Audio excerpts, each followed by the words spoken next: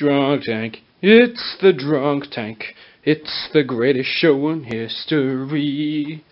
From the town of Austin, they're about to get a DUI. It's the podcast. What the fuck? It's a little Flintstones flavor to get you started in the morning. It doesn't even rhyme. It wasn't the Flintstones part. It was the weird vibrato. Yeah. It's like a variant. It's like a subgenre of the old timey voice. It's like the vibrato singer. Yeah, like you should have slick back hair. It's like a tuxedo. It's like you should be singing Daisy or Daisy or something.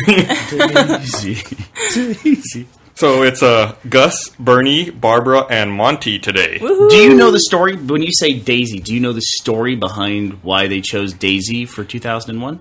I used to know the story. It was the first computer synthesized music ever played. What was that? Computer synthesized voice ever. Oh, okay. Yeah. And so what we're talking about is in 2001 when Dave, what's his name? Yeah, Gus? it's Dave. Open the. I can't do that, Dave. Yeah, open the pod bay doors, Hal. When he kills Hal, the computer. Spoiler. Oops. I think it's okay by now. It's okay. The movie came out in 2001. When he kills Hal, the computer is slowly losing its mind, and it sings the song Daisy that its programmers taught it when it first was essentially born. And that's based on... You can look it up on YouTube. Yeah, and I think, in fact, in the movie, HAL was supposed to have been developed at the University of Illinois Champaign-Urbana, where I believe that first experiment occurred in real life, where the computer sang for the first time. All right. Is that true? I'm going to look it up right now. I believe so. The crazy thing about 2001 is you watch it now, and you kind of take a lot of the stuff for granted. When the movie 2001 came out, computer displays didn't even exist. Like, that was a technology that did not exist. But in the movie, everyone's interfacing with a computer using a display. It's like there was such forward-thinking, prescient sci-fi that he got a lot of things correct. Right. I think even satellites didn't even... Geosynchronous satellites did not exist at that point. And like the first modern shot, when they pan from the monolith up to space, is a geosynchronous satellite, which I believe is a communication satellite in the movie. But in the book, it's supposed to be a nuclear weapon pointed back at Earth. Really? Gus looks so excited. I love the movie. I love talking about this stuff. Because in the book, it goes from the expression of the stick, you know, when the apes use the stick as the ultimate weapon to dominate each other, you know, and then he throws it up, and then it's supposed to pan up to the new dominant form of weapon, which was nuclear weapons pointed back at Earth via satellite. Which we still don't have. Theoretically, we don't have. I heard there was a beginning that was cut from that movie. Oh, really? Something about, like, that monolith on the moon. Was it on the moon? Yeah, they discovered the monolith again on the moon. Right. Yeah, there's a lot. That movie's like 4 hours long, but there's still so much that's cut and changed. What year did that come out? 68? I think it might have been early. It might have been like 64. Wow, and they're already predicting that kind of stuff. Yeah. That's incredible. You know, we were watching the other day the You Will ads from the AT&T campaign in the 90s, which was like, oh, right. do you do this? You will. And one was like, have you ever tucked your baby in from a phone booth? You will.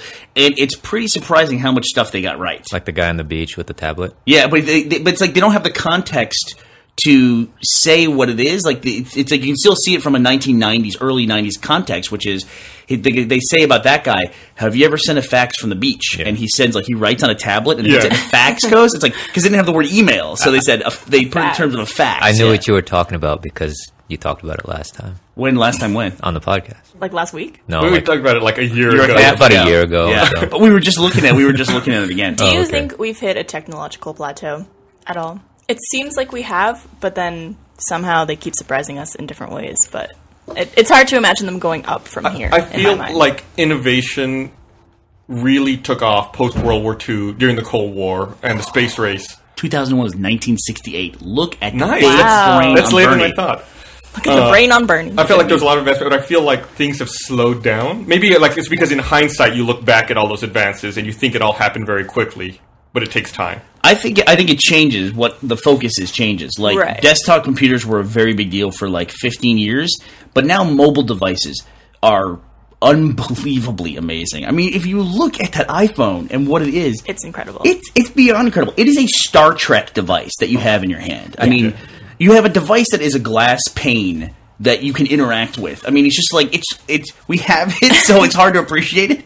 But that is amazing. With the latest iteration, you can talk to it create things, create events or communicate with people simply through voice. You're not talking to the people. You're talking to a computer who's interpreting your voice behind and then little sending the glass message screen. to other people. Yeah. I'm telling you, when I went from BlackBerry to iPhone, that was like the best day of my life because I was like, wow, this is an actual phone and I could actually do stuff. Once you on leave BlackBerry, you never go backberry. it. Get out. Hey! Oh, Jesus. I also think there's a pretty big focus on just like virtual technology, real-time engines and stuff, developing of game engines and, stuff that makes it easier to make movies, for example, like all the technology they develop for Avatar and things. It's a little, almost too focused on that. I think it's because there's a high demand for it. Everyone thinks movies are like the greatest thing, and we just develop technology for it. Well, they also have big budgets to go along with the movie creation. What was the budget for Avatar? Wasn't it something like 500 million? 500 million. Jeez. I don't think there's an official number, is there? Well, they had to go to a different planet to film it. That's a lot of millions. That's a lot of unobtainium. Ladies and gentlemen, joining us on the podcast today is Mr. Monty Ohm.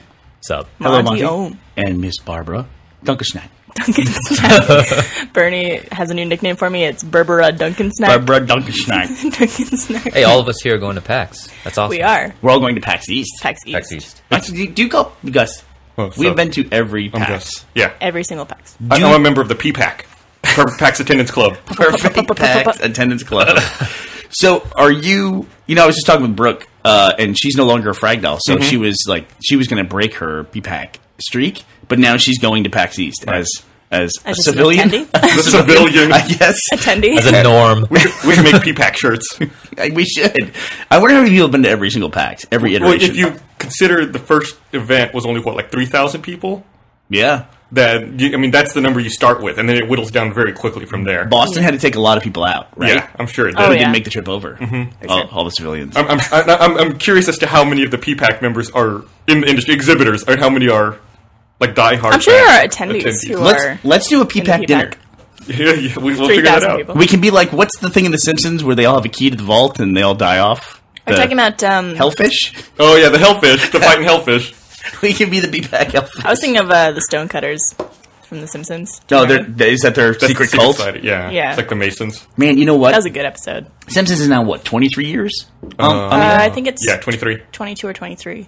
23. I know it's my age or older. So let me do quick math. 22 You know, The Simpsons has been on the air through 4 different decades. It's true. They're 4 decades old. they were here before any of us were born. They have 506 episodes. Yeah. 23 seasons, 22 episodes, 506. Wow. I know they just had their 500th episode a few weeks ago, obviously 6 weeks ago, and at the end of the episode, I watched it just because it's kind of monumental, I guess, to get to 500. Yeah. At the end of the episode, they had a slate that says, before you get on the internet and complain about how awful this episode was, take a breath and go outside. Really? Yeah, Really? Really? it was really funny. Well, I guess so, but it's like, what are they going to like preload criticism or something like that? Wow. I thought the episode was fine. I have not seen a new Simpsons episode in a very long time. Kind of take it for granted because it's like it's been around so long. We always assume it's going to know. be there. Yeah, they had that cast conflict, or I guess a compensation conflict. Was it this past year, last summer, maybe, where they almost did not renew for another season. Oh, man. It was like at the last minute. I feel like that's going to be the end of the world renewed when it. The Simpsons is no longer. Could you imagine having a job There. for 25 years, especially in entertainment? that's like old style, 50s or 60s factory worker, right? It's like, I put in 25 years and I got my gold watch and I'm retired now. Pretty much. You I would mean, think the voice actors would start talking like their characters in real life just constantly because they do it so much for 25 years. I guess so, yeah. I mean, voice acting's a pretty good gig because it's, 2 hours basically. I mean, they don't all have lines. One time I worked out that when the cast of Friends, they were making $1 million an episode. I think it was more. I think it was like 2.5 almost, or close What? to 3. Really? Yeah, like in the last season, I think it was Wow. almost 3 million an episode. Wow. You've got to cancel a show at that point. You're paying so much in salary. I know, no kidding. It was a huge. So what did you calculate? huge show. Oh, I was calculating that with 6 people in 22 minutes, that they were all responsible for just under 4 minutes a week. Yeah. They couldn't be responsible really for anything more than that. For $1 million. Weren't the episodes? Oh no, they were half an hour. Why did I think Yeah. they were an hour? And it's 22 minutes with commercials. So Yeah. it's just like, it's like I'm responsible for 4 minutes a 4 week, minutes. and I make $1 million for 4 Nice. minutes, That is essentially. the best job. Yeah. I'm glad to see. Hey, Adam. How you doing? Adam's poking his head in because Adam's going to be part of our Mass Effect 3 spoiler cast, which we should probably announce that at the end. We're going to do it at the end. So at the end, Bye, Adam. Adam's a little Doing sleep. stuff, or am I just like? Can you Adam's a little sleep deprived, but he'll explain that when we do the Mass can you Effect. go register my Windows 7? What? My Windows 7, it keeps giving me that registration error. Yes. Thank you. Software licensing, yay! behind the scenes look right there. But yeah, at the end of this episode, we'll be having a special spoiler-filled Mass Effect 3 discussion. Yes. We will warn you extensively before we start that discussion. It'll be probably the last 30 minutes of the I podcast. will not be joining because I have nothing to contribute. But we will be discussing it at length. And we will give big warnings and all that stuff, especially people who are listening like to this while they're. I was noting on Twitter that people always say what they're doing when they're listening to the podcast. It's like the big thing for RVB was RVB people would put on the DVDs and do Fold stuff in their laundry. house. Fold laundry was the big thing. Yeah. People would watch RVB while they fold laundry. I would do that too. I love that. I don't know what it is. I must have watched RVB like 100 times now. Commentary and not commentary, you know. Yeah, you still have it on. About half the time I go back to your station, Yeah. you're watching one of the Red vs. Blue DVDs. Well, it's like there's. I mean, honestly, with as many hours of content we have now, you just watch and you're like, oh, I mean, from a writing perspective, and Monty in a lot of ways because he does choreography that's keyed into characters. He's in a sense a writer, and so you find things like, oh, I could use that. Like there's a moment that people have, so you just watch the stuff over and over and over again. Yep. Yeah. A lot of times for writing for inspiration, I will just watch the series and then I will just go into Halo maps and literally just walk around. That's what I do. An empty Halo map in Forge. Yeah. I do the same thing. I'm like, they should jump off that, or maybe someone should fall into that. It's pretty good. Well, And I'm like, who hung that sign there? you walking around maps is kind of what's started Red vs. Blue in the first place. I know we talk about you making like Halo action videos, but I remember you would walk around all the time and just look at the set and look at the things that were in the world and watch the world as it existed. There's some things that just don't change. After 9 years, Yeah. still do a few of the things the same way. My favorite running joke is how Griff occasionally. There's a lot of little running jokes in the show that we don't like make. Is like we don't put them in the forefront. They're just like little background jokes. And one is how Griff is constantly concerned about the sun never going down. Like he brings it up every now and then. Like why is it always daytime? Yeah. Yeah. Griff brings that up occasionally. He did that in Why is it always Relocated. Yeah. He did that in. I think it was most prominent in Relocated. I think he Yeah. made other mention of it, but he definitely was like he was yelling about it. In he Relocated. really lost it. He really lost it in the miniseries about the sun never setting. He wanted someone to explain it to him. That's got to exist, right? A world where it doesn't, where the wonder- revolution and rotation match in such a way that it has one side that only I faces wonder the about sun that or star. in Avatar, right? That planet, Pandora, is a moon that orbits a gas giant, right? Is there ever a period every like 500 years where it's just in darkness for another 500 years, where it's like its orbit matches that's always behind that gas giant? It's interesting. Like Sequel. orbits. Yeah. I mean, they talk about that with Earth. They recently gave a statistic where they said there's, I guess, just based on raw probability, 10 million planets that are Earth-like in our galaxy. Yeah. Was it 10 And million? that's just our galaxy. Yeah. And it's just crazy to think about that. Just like that's a sheer probability, the number of, how far away it is from their star based on the size of the star. That makes me happy. So you could take everyone in the U.S. and give like groups of 30 people a planet. 30 people or 300? 10 million? 30 times Yes, 10 million 30. is 300 million. Yeah. You give every 30 people in the U.S. a planet. So Rooster Teeth would have a third of... Well, Rooster Teeth as a company would have its own planet. Let's do it. Its own Earth. we need more planets. This one's fucked up. Yeah, but isn't like every 30 people getting their own planet? Isn't that kind of like what Tumblr is? Everybody has their own domain, and whatever they want to do with it, they can. Just fuck it up. And when you show up, you're like, "What the fuck is this?" What's this? When did this music start playing? As soon as I got in orbit here. Have you guys ever seen a Scale of the Universe? It's this thing online where you could kind of scroll back and forth where it goes from like the smallest thing in existence to like the biggest thing that we know of in existence. Mm-hmm. And it's absolutely mind-boggling. And it's usually stars. So you start off with Earth, right? And then it shows in No, comparison it's like to the it moon. starts with like Atoms, right? at like smaller. Oh, than atoms, really? And like it moves up like humans, houses, cars, etc. And then just like keeps going up and up and up and up, and it's like absolutely ridiculous. And they have those relative things where they show you our size relative to our sun, and you're like, wow, we're so tiny. And then they show our sun relative to other stars. Yeah. It's like, holy shit. It's like those other stars are putting our son in the trash can at school, like beating him up, taking his lunch money. There There are people I meet who don't believe in aliens, and I feel like those are the dumbest people in the world. Fight. I will fight you if you don't believe in aliens. Because how is it possible that we're the only living creatures in the entire universe? Fate. That's impossible to me. There has to be another. We're not the only living. There's plenty of living creatures on Earth. I remind you, Barbara Dunkelman. On Earth, yes, but I mean in the galaxy, like on other planets. Mm-hmm. So you definitely believe 100%. 100%. There has to be some living being somewhere in the universe. I believe in aliens, but I have, until it's proven empirically, I'm open to the fact that maybe this is it. I don't know. It's just... I know the universe is a big place and probability's on that side, but as minuscule as it is, the possibility also exists. People who believe in ghosts more than aliens. Those are the people who anger me. I mean, or it's also the possibility that what we have here that we call organic life is just unique in itself, and that there could be other forms of life that we just can't recognize or see. Like they don't exist in the same way that we do. Like I don't believe in aliens in the sense that it's like blah, blah, blah, blah, like with all the tentacles and stuff. How are they? I'm not going to repeat that. I'm totally going to sound loop that. I'm going to grab that. I think we underestimate the word alien because we have movies about aliens and it's always some form of bug or weird-eyed creature.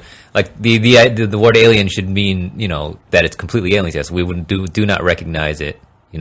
And you're right. Maybe we just don't. We've seen it. And we don't even know it. Right. I mean, how would we recognize something that's made of energy? I mean, if it doesn't have any ability to communicate. Throw baby powder on it. Yeah. I mean, we were talking about this Gavin with the slow-mo stuff. I mean, what if there's life that exists for nanoseconds at a time, like that's its entire lifespan, but it exists in such a way that if it saw us, they would think of us as trees, you know what I mean? Or not even, It's almost like going back to the scale thing that Barbara was talking about, where things are so large that you can't comprehend it. It's like, what if that time is the same way? Right. My mind is actually being blown right now. Don't That was Barbara's nuclear explosion noise, by the way. Girls can't do sound effects. We know. We had Erin from the audience. She came up and did sound effects at our South by Southwest party. Did we talk about that a lot? We have video of that, right? Yeah. When's that going up for the world to see? Her footsteps were like bop bop bop bop. It's like toot toot toot toot toot. Was that her footsteps? And then her gun was like chow chow chow chow. No, at first she went pew pew pew, and her laser. I think chow chow chow chow was her realistic follow up to pew pew pew pew. Is that video ever going up anywhere? I don't know if we have video of that. We took footage of... We definitely have footage. I saw way too many cameras for there to not be footage. Yeah. I'm sure it's up somewhere. Yeah, I'm sure it is. I think it just needs to be compiled and put up. We just kind of did it and forgot about it. We're just too busy. Yeah, I didn't record it. Okay, I want to remind this audience at the end of this podcast, we're going to be doing a Mass Effect 3 spoiler cast where we'll be talking in depth about the Mass Effect 3 or entire Mass Effect franchise, including the ending of Mass Effect 3, which has people up in arms. But we'll warn you before it comes. Did you see the Total Recall trailer? I did. I saw the Total Recall trailer and I saw some other remake thing. I have not seen the Total Recall trailer yet, but I have heard good things about it. I don't recall seeing it. Oh, Jesus Christ. Monty's going to be like, hey, I'm here all day. Hey, you made a bad joke on the last podcast. you can't do that again. Everything that comes out of my mouth is a bad joke. So, Monty and I were talking about that yesterday. We were talking about how... That was yesterday? Yeah, it was. Yeah. I was here twice. You were here twice yesterday. You remember things that were on 8 podcasts ago. No. That was Bernie, we were talking about... just got called out. Oh, shit. That was Recalled out.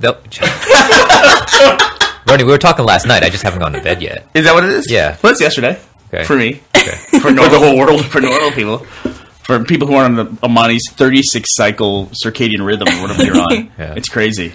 Total Recall. Yeah, it looks good. Yeah, it was pretty cool because we were talking about how if somebody wants to spend $100 million to do an exercise of remaking something, Monty and I are totally fine with that. And other people get all up in arms about redoing stuff or, quote unquote, what did you say, ruining my childhood? Oh yeah, man, I haven't heard I'm so sick of hearing, especially there's talk. I haven't seen anything for it, but I hear talk about a new Ninja Turtles by Michael Bay. Oh yeah, I don't. Was that true? I thought that was just a rumor, a stupid rumor. I mean, just not even considering the Michael Bay stuff. It's just the first thing people say about Transformers and Ninja Turtles is you're ruining my childhood. I'm like, oh, I'm so sick. You know of what hearing ruins that. my childhood? When I see girls on Halloween dressed up as sexy Mickey Mouse and sexy Big Bird and everything like that. That ruins my childhood. Go on. Anyways, so I hate hearing they ruin my childhood. Sexy Big Bird. I know. That's what I've seen it. And sexy Cookie Monster. Because Cookie Mistress. we're so caught up in remaking things.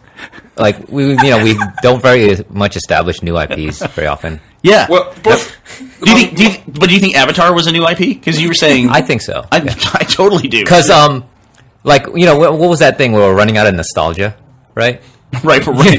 Yeah. It's that I don't know. It's so hard to establish a new IP. We're just remaking stuff, and then we remake stuff. People say it's ruining my childhood. You know whose childhoods we're ruining by remaking stuff all the time? It's children's childhoods because they don't get new stuff. Current children. Yeah. If you look at like Power Rangers from 1999 compared to Power Rangers now, it's upsetting. Oh, I prefer not to look at either. Why is it upsetting though? Just because there's something so awesome about the original Power Rangers, and now it's just really no, cheesy. was it? Can I tell you what's awesome about it? Can I tell you what's awesome about it? Please It's do. because it existed when you were a kid. Yeah. And you hadn't seen anything else yet. Like To me, That's probably true. Power Rangers to me is a shitty version of Voltron. I was yeah. You know what? I was like the age where I was too old to watch Power Rangers, and I watched it anyways, and I decided to like it. But I can look back and say I also didn't like it. It was just like, you know, I'm very forgiving about a lot of things, but like I was the biggest Ninja Turtle fan when I was about that age. 10 years old, Ninja Turtle toys and everything. I look back and I'm like, why did I like this? It's like turtles. What do I get from this? I like ninjas. turtles. It didn't even have. I like Turtles. I remember it not even having that great action. Looking back on it, and the Turtles movies even worse. Yeah. You know. Yeah. It's when you're a kid, everything's so much more awesome. And you know what? You know what? Let's. I mean, you can even go back. God, no. What is that? Sexy Big Bird? No, this No, is it's- Sexy Nemo. Sexy Finding Nemo. Sexy Nemo. That is, I'm gonna go cry. Oh, that's crazy. I can't think of anything worse than that. I'm sure you're trying to think of something that's worse. But if you even look at the Teenage Mutant Ninja Turtles as a franchise, the cartoon that everyone associates with the, different colored headbands that identify the characters, that's not Ninja Turtles. Ninja Turtles was a dark and gritty graphic novel where they all had red headbands. Yeah. Even the color coding of the headbands Yep. is something they made for kids. They took a gritty... It was essentially like a Daredevil parody is how it started. Like, if you look at how the ninjas... how the turtles became the ninjas, it was essentially like Daredevil gets hit in the eyes with that radioactive canister that fell off the back of a truck, and then the canister then rolls into the sewer and makes the Ninja Turtles. It's like a weird thing. It's like a connection between Daredevil and Teenage Mutant Ninja I'd Turtles. never heard that Wow, before. I'd never heard that. Go look at the original origin story. So it was originally a graphic novel that was all black and white, and on the cover art, all the Ninja Turtles had red bandanas or whatever, the masks. And- Yeah. They weren't color coded. And wasn't there- Because they were trying to hide their identity. They didn't want people to know which walking turtles that use ninja weapons they were. Wasn't there like a group of ninjas in Daredevil called the Hand, and that's why they had the foot in Ninja Turtles? Maybe so. That would make sense.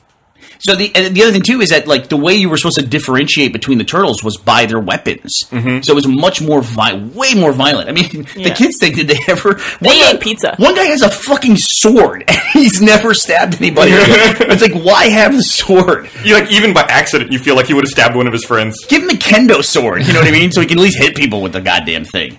Can't It's- tell you how many times I tried to make my own Ninja Turtle as a kid. What do you mean? What do Get you a mean? pet turtle and try Oh, to feed Jesus it things. Christ. Dude, I did that too. Just like, What? I talked about that once before. I would take mosquitoes, Oh, because I right, lived in yeah. Houston, and I would capture them. I'd bring them in the house, and I would microwave them for different amounts of time, and then release them back into the wild. wrong with you? I was trying to make Microwave mosquitoes. I was trying to make mosquitoes that would be mutated, and they would kill the other mosquitoes in the world. Yeah, I was terrible. I feel like that's totally different than you. Did you feed like fucked up shit to your turtle? Nah, I'm just fucking with you. Oh, did you? No. Wait, I never owned a turtle. I was joking too. I was joking too. Mosquitoes no one cares about. Backpedal. Turtles people care about. All right, I'm gonna look at my. Whenever I talk about something that nobody else on the podcast knows about, I'm now worried that I'm just talking out of my ass. We talked about me boiling gasoline on the stove. Yes, trying to create What? napalm. Yeah, I was trying. We downloaded. The first purpose of the internet was to deliver this document called the Anarchist Cookbook, which told you how to make smoke bombs and real bombs Yep. and napalm, and so Which we will not link to, Lindsay. and so I very stupidly at 13. Am I making that noise? At 13, I downloaded this thing. I was even probably like 11 or 12, and it told me how to make napalm. And I don't want to go into too many specifics because I don't want to give anybody a terrible idea. One step in this was boiling gasoline on the stove in a pot. Boiling gasoline. And you were 13. or 12 or something. Yeah, somewhere about that age. God. And so I was boiling a pot of gasoline, and my mom came home. And I wasn't smart enough to open the windows. She said the whole place smelled like a garage. The entire house. I wonder how long it took that smell to go away. I feel like that would be just stuck in there. Do you think that's the dumbest thing you've ever done as a kid? That's the closest I come to seriously, like, I could have crippled myself entirely. I also used to drive a motorcycle in high school, and one time I wrecked it, and I'm not sure how, but I laid it down, which I did a bunch. I wrecked this thing a lot, which is another reason I should have died. Somehow, in laying it down, I popped the gas cap off the gas tank, and I got showered in gasoline. I was covered head to toe in gasoline, and my motorcycle was like sitting there on the side. You and gas. I don't know. It's like laying on its side, sputtering, and I'm like, what do I do? I can't. And I'm covered. Being covered in gas is a dangerous situation because at any second you're fucked up. And so I'm like, how do I pick my bike up when I'm covered in gas? So it's like a moment for Final Destination. Like you're covered in gas, you're like, oh, I survived the wreck, and then someone's driving by and they throw like a lit cigarette out the window. Like That's probably and then you see it in slow motion come and like land right next to you. My buddy Randy shows up with his magnifying glass and like, Dude, have you ever seen any of the Final Destination movies? I've seen like one or two, I think. I saw the most recent one, which was like in 3D. I somehow got convinced to go see it. There's this one death where this girl dies from getting laser eye surgery. The laser just like shoots through her skin and she like falls out a window, and it's like that's really reaching at I that know. point. Wow. I was just sitting there laughing my ass off, and everyone's just like, how rude. Like, how does from a writing perspective, how does that start? Do you think they sit down and try to come up with a list of deaths? They probably come and up then with try to like, write to get there? most idiotic They come up types with. of deaths. I think there's stuff that people are kind of naturally freaked out by, like escalators, laser eye. Did someone die by escalator? I swear I saw it in a trailer of a guy getting eaten by an escalator or something. Elevator. Someone gets eaten by an elevator okay. in that movie. Okay. Did you guys see the Darwin Award winner for the last year? They still do that? Yeah. I don't think so. It was a guy, I think he's in Korea, and he's trying to make an elevator, and he's on a scooter, and the elevator doors shut. But it's like in a mall, so they're like glass elevator doors. Yeah, I did see and that. he stops, and the elevator goes away, and I guess he just figures, I'm really mad about this, so he backs his thing up and rams the elevator doors, then backs up and rams it again, then backs up and rams again, goes through it, and falls down the elevator shaft. Yep, and He was dies. really fucking mad about missing that elevator. Well, he's never going to miss an elevator again, so congratulations, dude. I wonder if he beat them down to the bottom, to the first Going floor. all the way it's down. just nuts. I mean, the guy just, it's no He lost explanation. it. He Yeah. completely People lost it. do a lot of weird things out of anger. Then, I don't know why. I guess you're talking about the Darwin Awards. Made me think about the Razzies. Did you hear that? Jack and Jill won all 10 Razzies this year. Wow, did really Adam Sandler show up to accept his award? No, but Really? he won the Razzie for Best Actress and Best Actor. Wow. Yeah, that's a That's a really total funny. victory. Yeah. Flawless victory. Did I ever finish the story about the boiling the gasoline? So what really, it caused a major rift in my house because my dad was a physicist. He worked on the Super Collider, and he was also a physics professor. And so, But I thought your dad was a priest. he wasn't always, obviously, if I exist. So my dad was a priest, and it's weird because after his turn of theology, then he became a scientist. Honestly, I don't even know that my dad believed in God after being a priest for 2 decades, more than that, 2.5 decades. Wow. But anyway, so we had the parent talk, where like my mom's in tears for like the entire day because she thought she almost was raising a 98% coverage burn victim essentially from killing himself from boiling gasoline. And we sit down, and she's like, "What's wrong with you?" Blah, blah, blah, blah. And I said, "No, Mom, listen.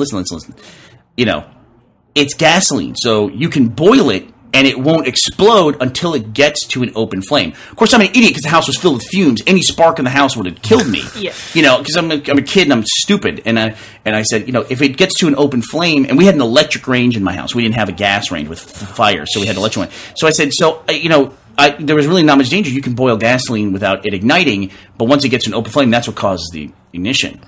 And she goes, "What?" And my dad goes, "Technically, he is correct." Wow. I bet he was in trouble after that. He was in such big Did he trouble. come up to you after and he's like, good job, son? So proud of you. No, he didn't. He was way too objective within that moment. Oh, wow. He should have just grabbed me by the neck and said, "Punch, punch, punch." So that kind of started your obsession with gasoline, like your desire to not turn your engine off when you fill up with gas. Like you still have these weird. Now I'm connecting all these dots. you There's also- all these weird idiosyncrasies about gasoline. It could be. This isn't very similar, but you still also do that. What do you broil turkey for Thanksgiving? What? We fry turkey in oil. Yeah, You actually. yeah. We did do it this year, didn't we? I did a jalapeno turkey. You did it last year. I don't think you did it this year. Yeah, where we get like this big thing. And it's Barbara. I've never it's- celebrated American Thanksgiving. It's awesome. What is It's Canadian like Canadian Thanksgiving, Canadian but good. Thanksgiving, I think, is a month earlier. Yeah, it's like the first week in November, I think. No, it's in October, I think. Oh, is it? Oh, it's October? mid- Man, y'all are all fucked up over there. Yeah. It's that metric conversion. So this year you can celebrate Canadian Thanksgiving, and then you can celebrate regular people's Thanksgiving. A month later, you can And also 4th of July for the first time. Yeah, what is Canadian Independence Day? Do you have an Independence Day? July 1st. Do you have an Man, do Independence Day? y'all do all of our stuff just like a week earlier? Is that your thing? It's Canada Day. It's actually called Canada Day, too. So it's not Independence Day, though. Like, So what happened they July don't call 1st? What does that commemorate? No, this is interesting. I just realized something. Canada doesn't have an Independence Day because they never gained independence. They were a colony that became a commonwealth. So what does Canada Day celebrate? Did it ever change hands between the French and the English, though? Because That's- there's a big French component there. Barbara's like, What's I gotta go Canadian on history? Wikipedia. She's got her phone I out just don't remember the year. trying to figure out. You don't need to know the year. Just tell us the general story. I gotta be correct in my. Come on, talking Siri, to go the people. faster. All right, obviously Barbara doesn't know shit about Canada. I'm I'm not busy, actually from Canada. It's all a lie. I'm busy looking up Teenage Mutant Ninja Turtles. Are you actually? I hope that all the screaming from the Achievement Hunter office next door isn't showing up in the podcast. I can hear it. I feel like it is. That's Michael screaming about something. I'm really squeaking on something down here. I'll figure out what it is. I think they're doing a Let's Play next door. They're not doing a Rage Quit, even though it sounds like they're doing a Rage Quit. I will read you the exact definition. Okay. Canada Day is the National Day of Canada, a federal statutory holiday celebrating the anniversary of July 1st, 1867, enactment of the British North American Act 1867, the Constitution Act 1867, which united 3 British colonies into a single country called Canada. Okay, there we go. That's pretty boring. So it's like Canadians all get together. We just get together and That's get it. drunk, basically, in red and white. Barbara is so happy right now. She has received. I don't know who sent it to you, but she has a can of Tim Hortons coffee. Yes. And you have no idea how important this is to Canadians. It's like Tim Hortons coffee grounds, so you can make your own? It's ground coffee. Nice. It's like heaven sent to me. I love Tim Hortons, and I'm sure every Canadian listening will relate. It's like our national pride, basically, other than hockey. They love Tim Hortons Yeah, coffee. they do. The first time I went to Toronto, I went with you. I got dragged to that fucking Tim Hortons to get coffee and Timbits. Timbits, right? Which are remember. they're donut holes. And ice caps. People like to feed people ice caps. Oh yeah, I think I got ice caps. That's what we were given was ice caps and Timbits, and it was a very important introduction for us It is. into Canadian culture. Yeah. So I want to take a step back here for a second. What is it about July? How many other countries have independence or celebrations like that in July? Because like off the top of my head, like now that I know Canada, there's the United States. France has Bastille Day, Right? which was I think the week after, like July 10th or so. Like, is there something about the summer months that incites people to revolution? Maybe they'll just go outside more. Let's find out, because then we'll find out if there's an Australia Day, is it in the winter? Yeah, or the equivalent of our winter, yeah. I mean, I know there's some things that disprove that. It's not always true. Like, the most recent Arab Spring happened obviously in the spring. But I wonder how much Maybe it's of just an a effect... coincidence. Is it? Maybe. It seems weird. I wonder how much of an effect weather has on people's, like mental state and well-being, and That's whether really or not it interesting. contributes to regime change. Australia Day, formerly known as Anniversary Day or Foundation Day, This should be like January if it's equivalent. is the official national day of Australia, celebrated annually on January 26th. Look at that! What is that? What is that? The day commemorates the arrival of the first fleet at Sydney Cove in 1788 and the proclamation at the time of British sovereignty over the eastern seaboard of New Holland. I think we're onto something. We are. I think people just want a holiday and they want it in the summer, so they just pick whatever the hell they Yeah, want. but I mean, No, it's these based are on- based on like historic events. It's though. based on revolutions and people It- being pissed off. Right. It does show up. What I'm saying is, though, over the course of the first year of a country, you can cherry pick a date that'll fall into the summer. There's probably a lot of shit that went down that you could say is this was important.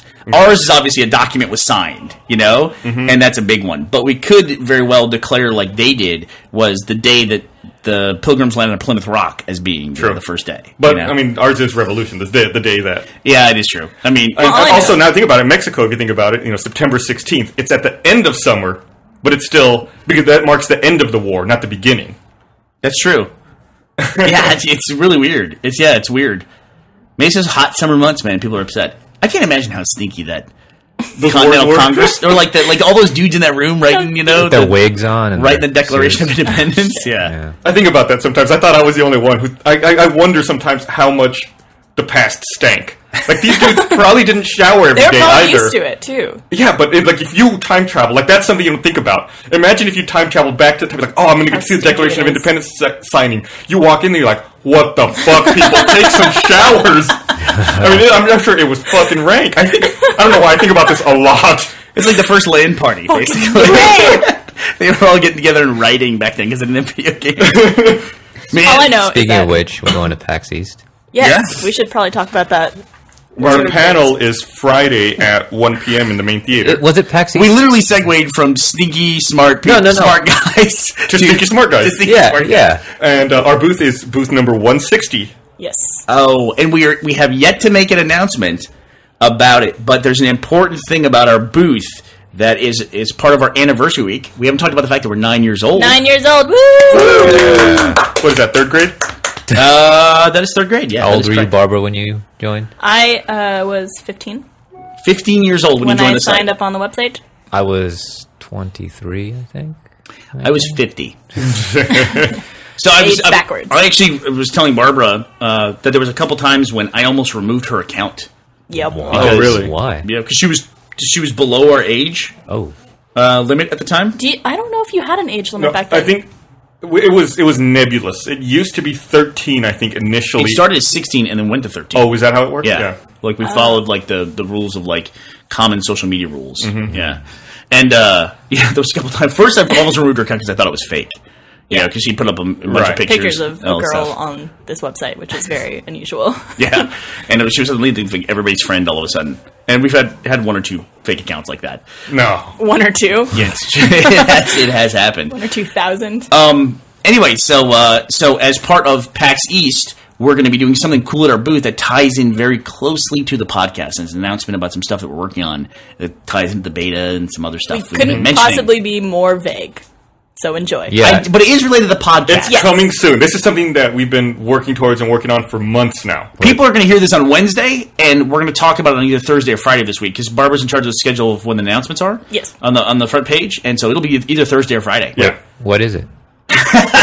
You almost got me, Bonnie. Almost. Almost fooled me. But yeah, if you're going to be at PAX East, you will see it. Booth number 160. 160. Right next to Mega 64. Like always. Shut up.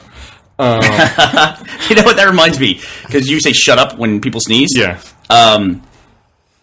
The thing that I've probably watched more than anything else, like you were talking about watching RVB 100 times. Yeah. I have probably watched Seinfeld in total completion more than anything than I've watched anything ever. And I'm always amazed when I find a new episode of Seinfeld that I have never seen before. Like Oh, yeah. occasionally it's one that they just don't air. Typically from the first season when it was fucking terrible. Yeah, it was awful. Did you know when the waitress talked and was like a character? When Kramer was a guy who never left his apartment. And he wasn't called Kramer. What was he called? Kessler. Yeah, Kessler. What Yeah. the fuck? What? You know that? Oh, no. I think that's only in Yeah. the pilot, right? That's not It's in the pilot, yeah. The pilot episode. I'm not sure Elaine was in the pilot either. No, because the Yeah. character was the waitress, was the female character in the Right. pilot. The one, and it was a totally different coffee shop. Yeah. And it was terrible. It looked like the set of Saved by the Bell. Yeah. Where Max's Diner. Diner they eat it. So I've looked up Independence Days for all the countries. Okay.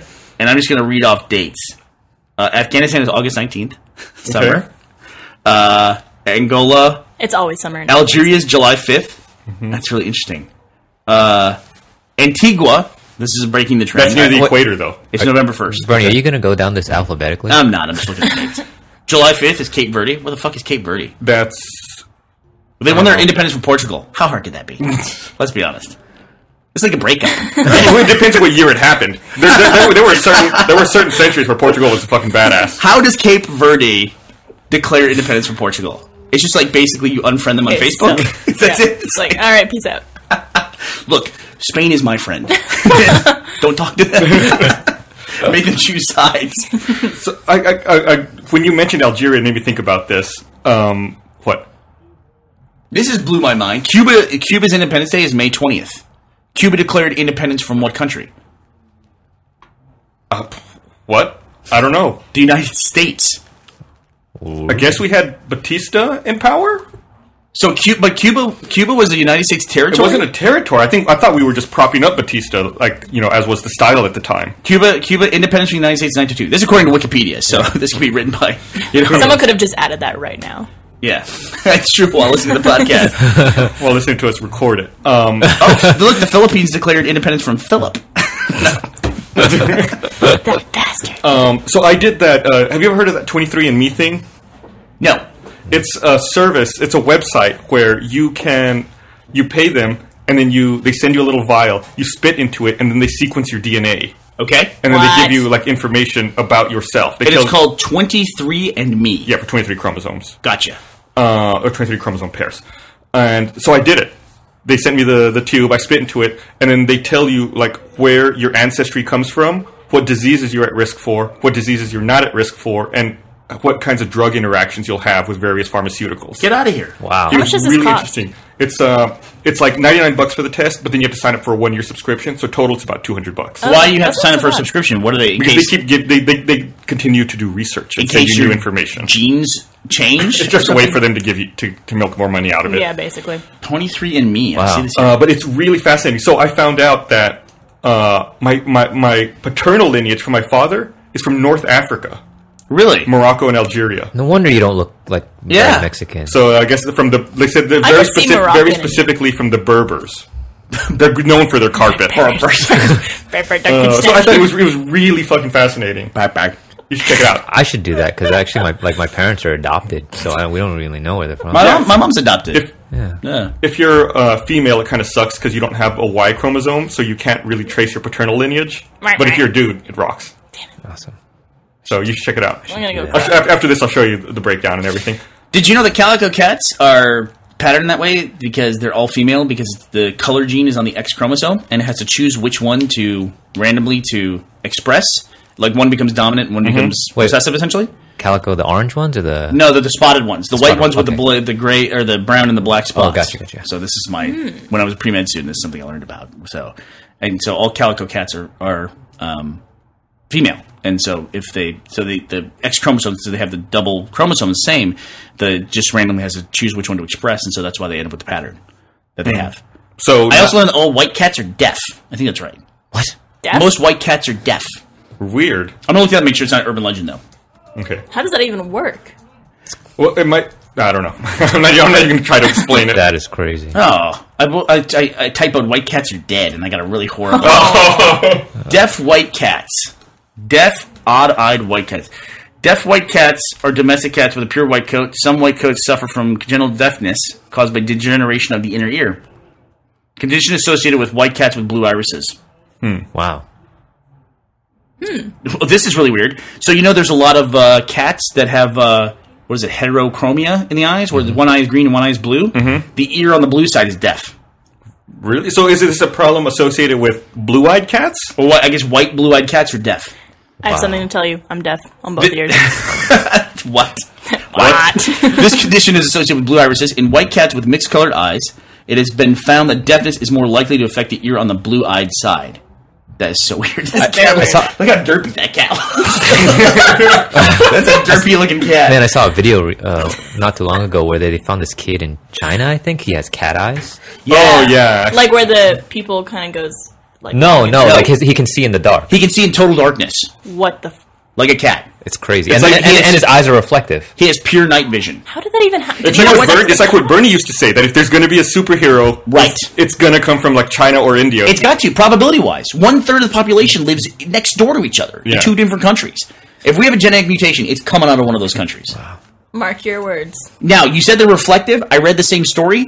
People were noting that they never showed the reflectiveness of his eyes. Like a cat, when you catch them in the headlights, their eyes glow. They're saying the kid does the same thing. But they never But they demonstrated never show that. the picture, yeah. No, they No, never. no, I saw a video, and it was you could see it. Like they put him in the dark, and then you look at him. I forget what the YouTube video is, but it was on YouTube, and there was like a news report about him. Showing him in the dark. really afraid. That would be so fucking awesome. But I mean, does it? I don't remember the specifics of the article. Does he have poor daylight vision or anything? Is there like a side effect? To No, it? he was completely normal. He just could see in the dark. He just had cat eyes. Yeah. How? Wow. He sharpens his fingernails on the couch, but other than that, he's perfectly normal. Have you ever seen that video of that cat barking?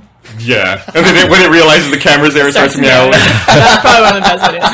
It's like, oh shit. Just which cat's here? No dogs. Nothing to see here. Do you think it was like talking shit to the neighborhood dogs? Yeah. Like pretending to be a dog? It was like spying or something? Exactly. I love when animals get caught doing stuff. Like, I love when an animal trips and it's like, what the fuck just happened? It's like, it has the same reaction that people have, where it like looks around like, what? Did anybody see that? It just tries to nonchalantly walk away. Yeah. Man, there's a brutal video that I saw because animals probably don't want to be seen tripping because they be tripping. Because they see me tripping, they hate. Oh, jeez. But have you seen the video of the buffalo escaping from the wolves? Buffalo escaping from the wolves. It is herd evolution or the herd mentality in action, where there's a buffalo and they're all escaping from these wolves, and one of them is lagging a little bit, and another buffalo comes over and knocks it over. Oh, yeah. It like just tramples that shit. Yeah, it's like, yep, you're getting this guy. Yeah, and then the rest of the herd just runs off. Yeah. Wow. It makes Sacrifice. makes me think of that other video, that awesome one where the lions attack the buffalo, then the alligators get involved, and the buffalo come back and attack the lions. What? It's all over this one baby buffalo. Yo, I've never seen this? Oh. The lions attack the baby buffalo, right? Right. And then they get it too close to the water, and the alligators like, we want in on this. So they like get up and they start trying to fight the lions for the baby buffalo, and then the mother buffaloes or the adult buffaloes come back and are like, fuck everybody, and we want our buffalo back, and they go beat the shit out of the lions and the alligators and get their baby back. Wow. Like one of them, I think, like headbutts a lion and like sends it flying in the air. It's fucking crazy. It's like a 10-minute long video, but it's like so riveting. Have you ever seen the Planet Earth series? Yeah, I've seen. I mean, not all of it. That's Not really all long, of it. right? There's definitely a lot of video of like actual like not people, obviously, animals like killing each other and really epic battles. Pretty like sad. That. It's awesome. Yeah, but there's some of it that's kind of like, there's one where it's like, they must film, is it a hyena chasing another animal? Maybe I want to say like a deer or a gazelle. That thing must chase the gazelle like 3 fucking miles. Yeah. It's like, it's just not going to I think there's one of wolves attacking elephants. Wolves attacking elephants. Or I forget if it's actual Elephants. wolves. It's something attacking elephants where they like try to take down the elephant and they actually like catch a little baby elephant. That would probably be hyenas, probably. Probably. Yeah. Maybe. No wolves in Africa. Right? I don't know about that, but I think of wolves as being like a North American thing.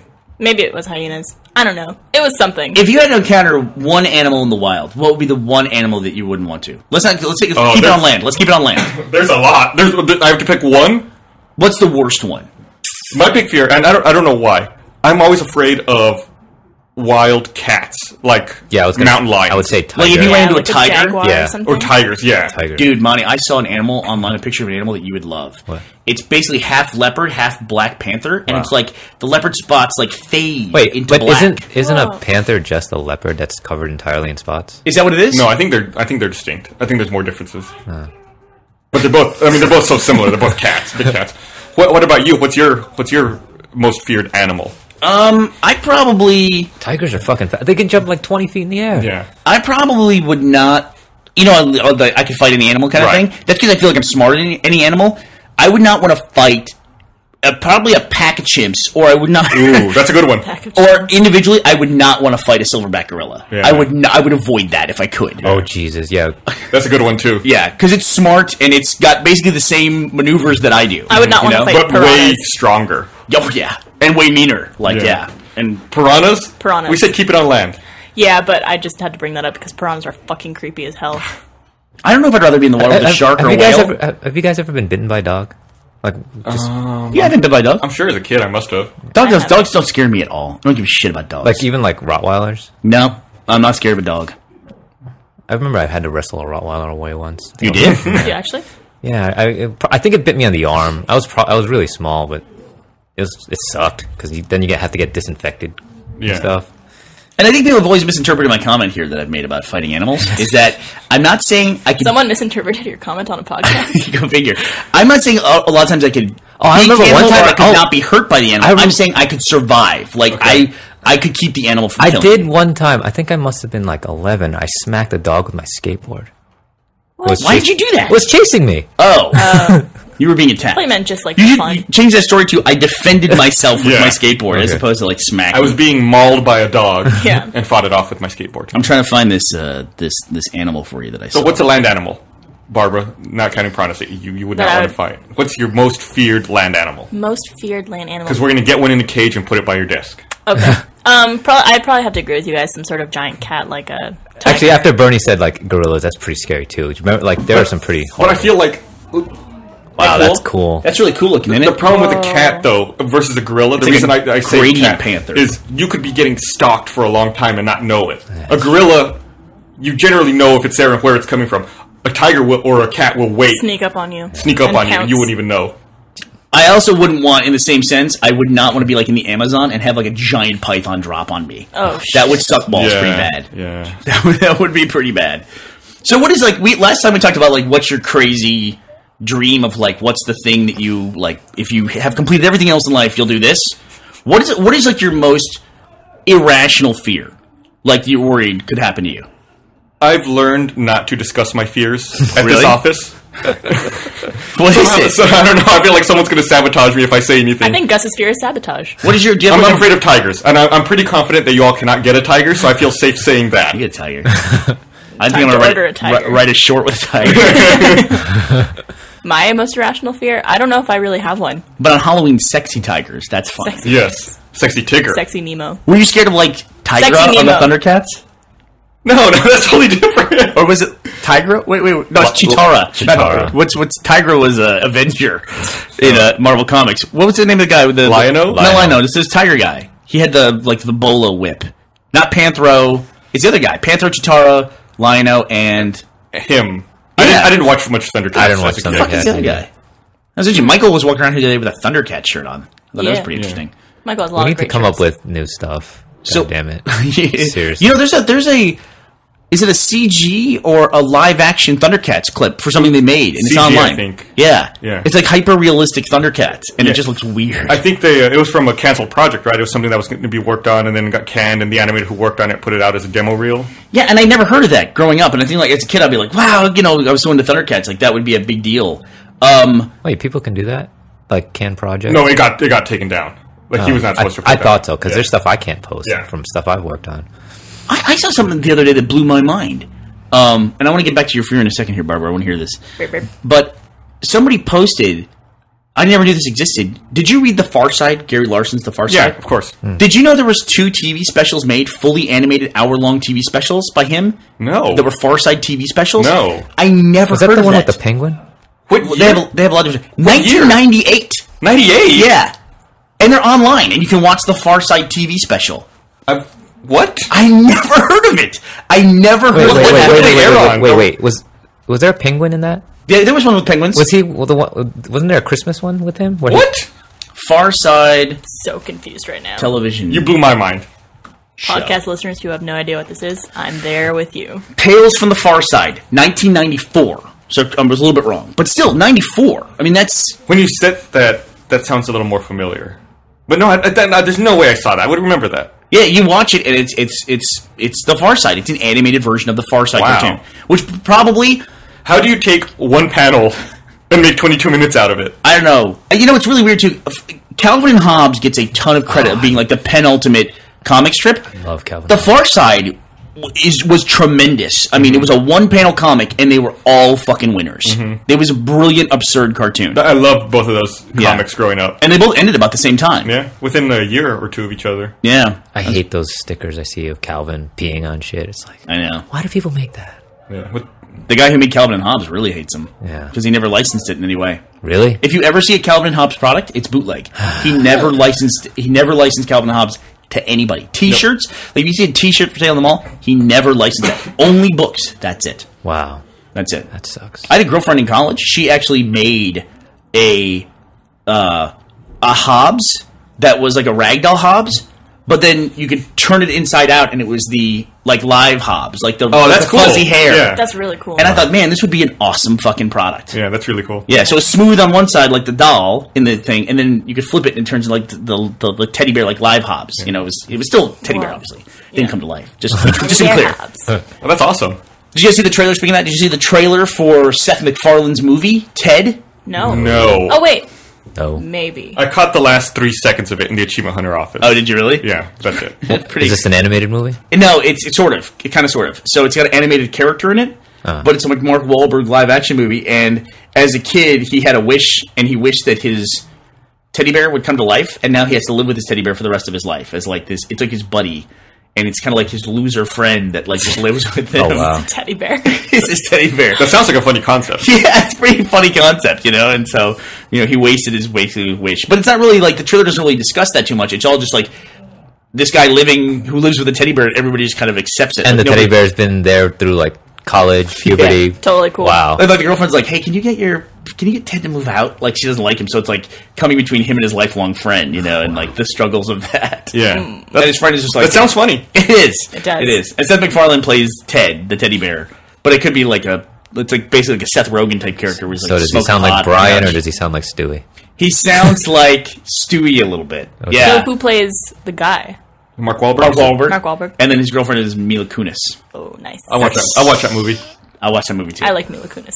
But yes, I like. I think everybody likes Mila Kunis just a little No bit. problem. We've talked about her before in the We have. podcast. Yeah, she's gonna come on, right? Yeah, hopefully. Oh right. Because if we just mentioned it, then it happened. If you say her name enough, she'll show up. Yeah. Just like Satan. Invite her to prom or something. So what is your biggest fear? Your My irrational biggest fear. I don't know if I have any irrational fears or like just. I'm pretty normal in my fears. Yeah. When I was a kid, I was really afraid of fire because we were shown a video in school about house fires and how like it happens to like 1 out of every 3 people or something like that. So I was just like, I had nightmares about our house burning and me being on fire, but that's totally gone now. And I'm a little bit afraid of like mutated humans. Like all these movies I see like Like, what do you mean mutated human? Like, define this for me. like zombies. I don't mean to laugh. I mean, it's like just a genuine fear you have, but it's like crazy the stuff that your brain It's picks up. because it's possible. Would you freak out if you saw someone with 6 fingers on their hand? No, not that kind of mutation. Not like a normal mutation. I but mean, like a- zombified, Okay. like rabid kind of. They're gonna eat me kind of human. That I'm really afraid of because that to me seems like it's possible in the future. Okay. What's your irrational fear? Oh, it's hard to say. I guess I'm kind of just afraid of, in general, like end of the world stuff. Like a giant solar flare wipes out the planet. Yeah, like the actual possible cataclysms. Yeah, yeah. Like the stuff you never see coming. Well, it's like we were talking earlier about the planets. It's like as crazy. Like you have all these silly like sci-fi movies, like The Machines Rise, you know, or zombies climb out of graves or whatever.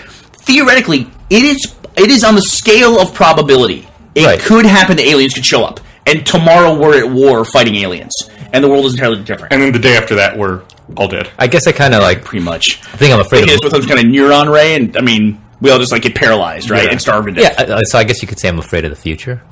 Yeah, I get that. Or what if they show up and going back tied into our other conversations, they show up and they don't recognize us as life. Yeah, Like there's Yeah. something else, and they just do something to the world that destroys it for us, but to them it's like, whatever. There was nothing on there anyway. yeah. There's nothing because you can recognize it. They just come here to harvest energy, or Right. I mean, because I they're worry, energy. I worry a lot about the future in general because of not just for myself. I mean, just future generations. Like, what do they have going for them? You know, what is your kid? What are your kids looking forward to, and stuff? And what kind of future are they going to have? Well, my kid specifically is looking forward to Halo 4. So he's got that going. He's got attainable goals. Yeah. Yep. Yeah, My big irrational fear, like that's like inside the realm of possibility besides zombies, is that something will go wrong and I will end up in prison. Because I don't want to go to prison. I live a life where it's like I have no reason to go to That prison. is what you're most Yeah. afraid of. just like That's fucked up. that would suck. There's that dude up in Barbara, look at me. Please don't do anything. There's a guy up in Round Rock who just got released from prison after being in prison for 25 years because they thought he killed his wife. And then they just he realized that he didn't. Oh my god. You haven't heard this? There's a big controversy that the prosecutors covered up evidence and didn't provide evidence that would have acquitted him to the defense. How is it possible? How is it possible we don't read more stories of revenge? Like I would fucking kill everybody associated with my trial Yeah, if they like, took away 25 years After of my they life. sentenced him and they're like taking him to jail, he's like handcuffed and he's like to the television camera, he's saying, "Please don't do this. Please don't do this. I didn't do it." Wow. Oh my god, that's so sad. There was a story just posted on Reddit, and it probably got to the top of Reddit for other reasons, but there was a guy who was just released. enter the morbid re- part of the podcast. This is not really morbid. I mean, this is kind of a fucked up deal that ties into a lot of other issues. let's not get into. But here's the headline. Woman won't face charges after admitting she lied about her father raping her. A 23-year-old Washington woman who admitted she lied when she said her father raped her won't be facing any charges. Kennedy, who said she lied because she was disappointed in her father after her parents' divorce, said it was guilt that finally compelled her to come forward to police and admit that she lied that her father raped her as an 11-year-old. Thomas Edward Kennedy, Cassandra's father, denied the allegations at the time, but was convicted in a jury in 2002 and has been in prison for 15 years. 15 years. So he just got out of 15 years because his 11-year-old daughter was mad at him. What a Oh my bitch. god. It's pretty fucked up. That's pretty fucked up. That's crazy. Yeah. So that's a good fear to have. Yeah. Going to prison for no reason. Yeah, going to prison. My wife had the best. She has the best irrational fear ever, What is it? and she stuck with it for. She said this to me like 7 years ago, and I'm like, that's crazy. Her irrational fear is she doesn't want to see a ghost. Okay. Okay. She doesn't want to see a ghost because she doesn't believe in ghosts, and if she sees a ghost, that means she's crazy. That's interesting logic. So I said, so your fear is that you'll go crazy? She goes, no, I'm afraid I'll see a ghost. I'm like, but The proof. so you're afraid of ghosts? She goes, no, ghosts don't exist. If I see a ghost, that means I'm crazy. What is that logic? We'll go That's down the so chain interesting. for that. Yeah.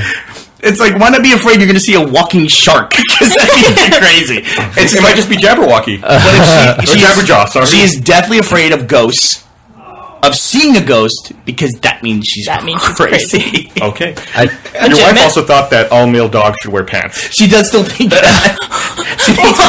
She doesn't like seeing dog junk. oh jeez.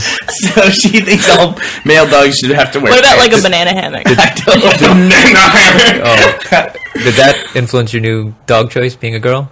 No, we just, No? that was a really good dog. Okay. So, All right, well, we need to wrap Wait, this up. we didn't even talk about PAX. Like, what are we showing? so we are going to show very cool stuff at PAX. We're going to have announcements to upcoming shows. We are also going to talk about Red vs. Blue Season 10, possibly release dates, and maybe even show you some badass stuff Womp, womp, that womp. Monty and crew have been working on, which Yeah. is really, really, really, really awesome. And crew is right now busting ass. Busting ass. They are awesome. They're in the studio just kicking ass. I did the previous busting of the last few months, but now I can relax a bit. It's new to me having a crew. I know you're actually not you're not asleep and you're not at your desk. You're Yeah. you're no There's middle longer ground A to now. B. You I venture out to C. I actually get to do stuff like exercise. And The Dance Dance The Revolution. animation department went from Monty to then Monty and Seb last year, where Monty had an assistant that worked with him, Seb. And now this year, it's 9 people total that work Yeah. in the animation department. Yes, sir. And let me tell you, it shows. yep. Yeah. Yeah, it really shows. I saw some stuff. It looks amazing. I've intentionally avoided looking at anything. It's awesome. because I don't want to see it until it's more polished. Are we allowed to say who's all going to be at PAX?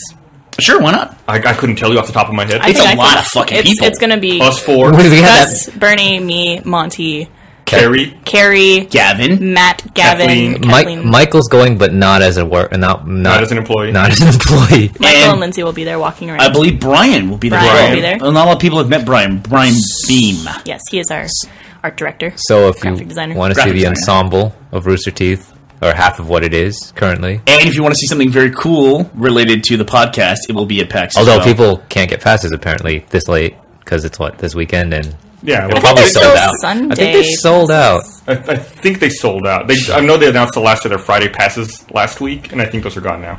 show up in a costume, they will let you in. Yes, Right? That is true. that's for everything. So Movies. again, our panel is at 1 p.m. in the main theater Friday. First it's the keynote, then Mike and Jerry warm up the crowd for us, and then it's us at 1 p.m. in the main theater. If you keep making that joke, we're going to lose our spot. It's a great spot. It's a prime spot. It is. It's amazing that we get such a good spot at the theater, and It's I'm like- always so grateful that we're programmed so well. yes.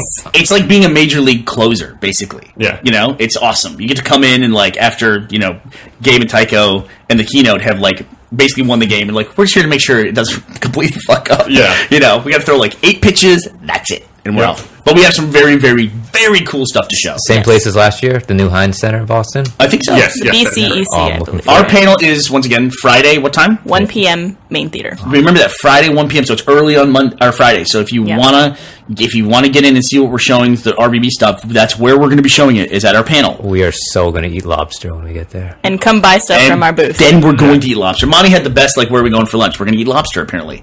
Okay, once again, word of warning here. Monty, Barbara, thank you for joining us.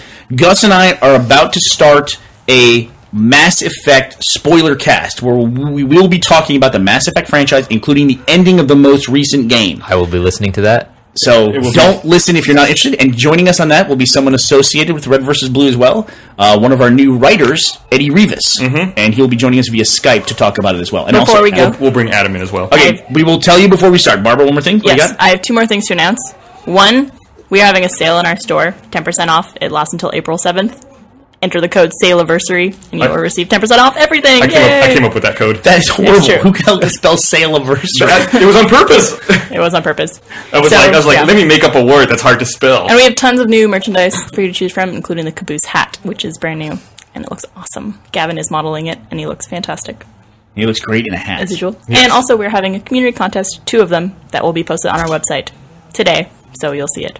Today being Wednesday or today being Tuesday? Today being Tuesday, my mistake. Yeah, so so yesterday. So yesterday, check our page. get cracking. All right. Thanks for listening. If you want to avoid spoilers, end now. I'm going to do a countdown. 10, 9, 8, People. 7, 6. The Geth all die. 3. Great. All right. So, welcome to the spoiler version, or the spoiler edition, of the Rooster Teeth podcast. Spoiler cast. Spoiler cast. Spoiler cast. Spoiler alert, yeah. Joining us is Adam Baird. Hello. Who is our server engineer here at Rooster Teeth. And Eddie Rivas, live from Houston, Texas. Eddie is also one of the new writers for RVB Season 10. He helped us out with some of the scenes in the new season, so it's going to be really awesome. Eddie, thank you for joining us. Yeah, thank you for having me. Okay, so after... So, to be clear, we are about to start talking about Mass Effect in a freeform mode. We're not going to worry about spoilers or anything like that. Correct. So if you have excellent. not finished it or you care about spoilers, do not listen any further. Okay, we're done warning about that. Okay. How many warnings now? It's we've like done 10,000. So after all the outrage about the ending of Mass Effect 3, we all finished it, so we decided to get together and talk about it, and I guess talk about the franchise as a whole, and try to talk through some of these situations that have come up. I just want to be clear why I'm qualified to talk about Mass Effect. I have 100% of the achievements in the first Mass Effect. I have 100% of the achievements in the Mass Effect 2, including all the DLC that they put out, including Shadow Broker, which will become important because there's some weird things with Shadow Broker Yes. that take place in Mass Effect 3. So, and I'm on my way to getting 100% achievements in Mass Effect 3, but getting 5,000 kills is going to take me a long time. With multiplayer, it won't take as long as you think. But Yeah. But you actually have to get the kill, right? Yeah. I'm pretty sure, yeah. Yeah. It's not an assist, but an actual kill. If you can get the M99 Saber in multiplayer, you can be pretty good. That's like a little hand cannon, assault rifle, sniper rifle thing that just takes guys out. Like nobody's business. Just level, like once you get a high enough level, go in on bronze and solo, because you get all the kills, and it's just wave after wave, and as long as you can survive, you're fine, and you just get huge amounts of kills. That's a good point. That's a very I good never point, thought yeah. about that. I mean, each wave Pro is like tip. 10 to 20, right? It depends on the wave. It gets, exponentially worse. Yeah, then if an Atlas shows up or something big, then you get less kills. Yeah. So the DLC that I got for Mass Effect 3, the From Ashes, that gave me the Prothean rifle. Yes. That thing was awesome, dude. Well, that gave you the, for Mass Effect 2 or Mass Effect 3? Mass Effect 3. From Yeah, Ashes. that gave you the Prothean, though. Like, the Prothean rifle aside, that there was a Prothean. Which, okay, I gotta say this about Mass Effect 3. The Prothean, Javik, Yes. seems critical to the narrative. Like, I took him on every mission. Just So did because I. wanted to see what he had to say. You're ending the Mass Effects trilogy, the main story. The Protheans are very important to that. And he had a lot of stuff to say to a lot of those cutscenes. I don't know where the information would have come across if he didn't have it. Gus, did you get the DLC? Yes. Did anyone not get the DLC? So we have no idea what the game plays like I did the from no exact same thing. DLC I took him on standpoint. every fucking mission So did to I. see what his comments were and see what insight he had into Yeah. the way things had gone. One of my And funniest, a lot of it was hilarious. one of my funniest interactions with him was when they told him the Solarians were advanced now. Yes. He said they eat flies. They used to eat flies. And he did set up, like, it was important, too, because once getting to the end now, once you discover the catalyst and what the ultimate system was of the universe or the galaxy, he kind of set you up for that because he kept constantly talking about the advanced races of the galaxy as though they were, mud-dwelling little species. And that was really important. I mean, we all knew they came up through evolution, and they took the place of the Protheans, but he was talking about it from perspective. I remember you guys, you were worthless, and we were he didn't know it at the time, but we were harvested, and you guys weren't, for a very specific reason. Right. So I don't know if you didn't have the DLC, you wouldn't get that part of the story, Right. It seems like you would need that setup. Yeah, it seemed critical. And the weird thing about the DLC is, there was also a day one DLC character in Mass Effect 2. It was the Zaid, the bounty hunter. Yeah. But that came with the game if you bought it new, didn't it? Maybe if you bought a collector's edition. No, you're right. No, I'm pretty sure if you bought it new, because I bought Mass Effect 2 like a year after it came out. I didn't have time to play it when it first released. And when I bought Mass Effect 2, I bought just a used copy for like $10 at a GameStop somewhere. And when I signed online, it was like, you don't have access to half of this stuff. So I ended up having to buy like a $15 Cerberus network. Pack, yeah. And that's where Zahid came from. And then all this other stuff. And of course, when I started playing it, there was like 100 DLC for it already. Well, what I was going to say about these characters specifically is that, Zaid was the day one DLC in Mass Effect 2, and I felt like his character wasn't fleshed out very much. It didn't seem relevant. You talked to him on the ship, there was never a cutscene. It didn't matter if you had him or not. The Prothean... Really all text. Right, it was all text. That's a good point. The Prothean, on the other hand, you had plenty of interaction with him, and you had lots of interaction that was fleshed out with the other characters. Tons. I felt like that was already included. They obviously worked a lot more on that character and built it out a lot more than the day one DLC in Mass Effect 2. So, real quick, who did you guys save initially? Ashley or Kato? What's his name? What's his name? Kaden. See, I saved Ashley, so he was gone from my story. I saved Ashley. Yeah, I saved Ashley as well.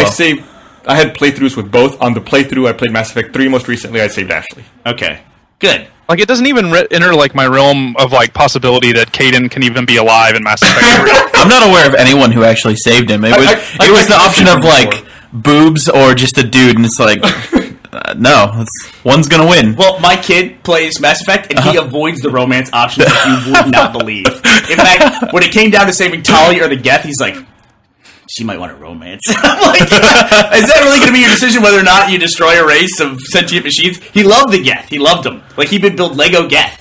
Wow. And he saved the Geth because he didn't want to potentially have to romance Tali. He didn't want to romance Tali. Oh, see, it was very much the other way for me. I ended up getting to that decision where it was like, are we what did he say? Do we have a soul? The VI? No. Does this one have a soul? Yeah, that's what it is. And I sat there for like 5 minutes going, oh God, I know this is the decision that is going to completely remove this race, or I have to pick sides. And I sat there for like 5 minutes, and then I was like, I've been romancing Tali since the first game. Well, I guess I have to kill the Geth. There were times in the game where I would bring up the guide, like I'd hit the guide button on my 360 controller to like stop it. Be like, okay, what am I going to do? Same. Yeah, it's like, okay, I'd like try to think through the ramifications of the different options to be like, okay, this is the right choice. Oh, yeah. Did any of you guys have the, did any of you guys lose the Quarians? I did. You did? Yeah. You sided with the Geth? Yeah, I sided with the Geth. Did Tali commit suicide? Yeah, she did. She did like the nesty plunge off the cliff that we were standing on when I made the decision. Yeah, the nesty plunge. We had that's an old school reference. On ours. What I sided with the Quarians, and there's a scene where Legion gets really upset with you, and like you so you think of that construct as being Legion as well. Well, it had the hole in the torso, right, where the hologram was filling it in, but it wasn't a real thing. That was a hologram that Geth that was following you around. No. Legion. The part. I mean, there is a part where you go into what I can only call like the Matrix or something like that. World. Yeah. And by the way, that's exactly what system engineering looks like. That's what I do all day. Yeah, that was the software I run around with a gun that ran Legion. Like you think of the Geth as software that create these physical bodies. Right? Yes. Well, anyway, when you're up there and you have to make the decision, do you side with the Geth or do you side with the Quarians?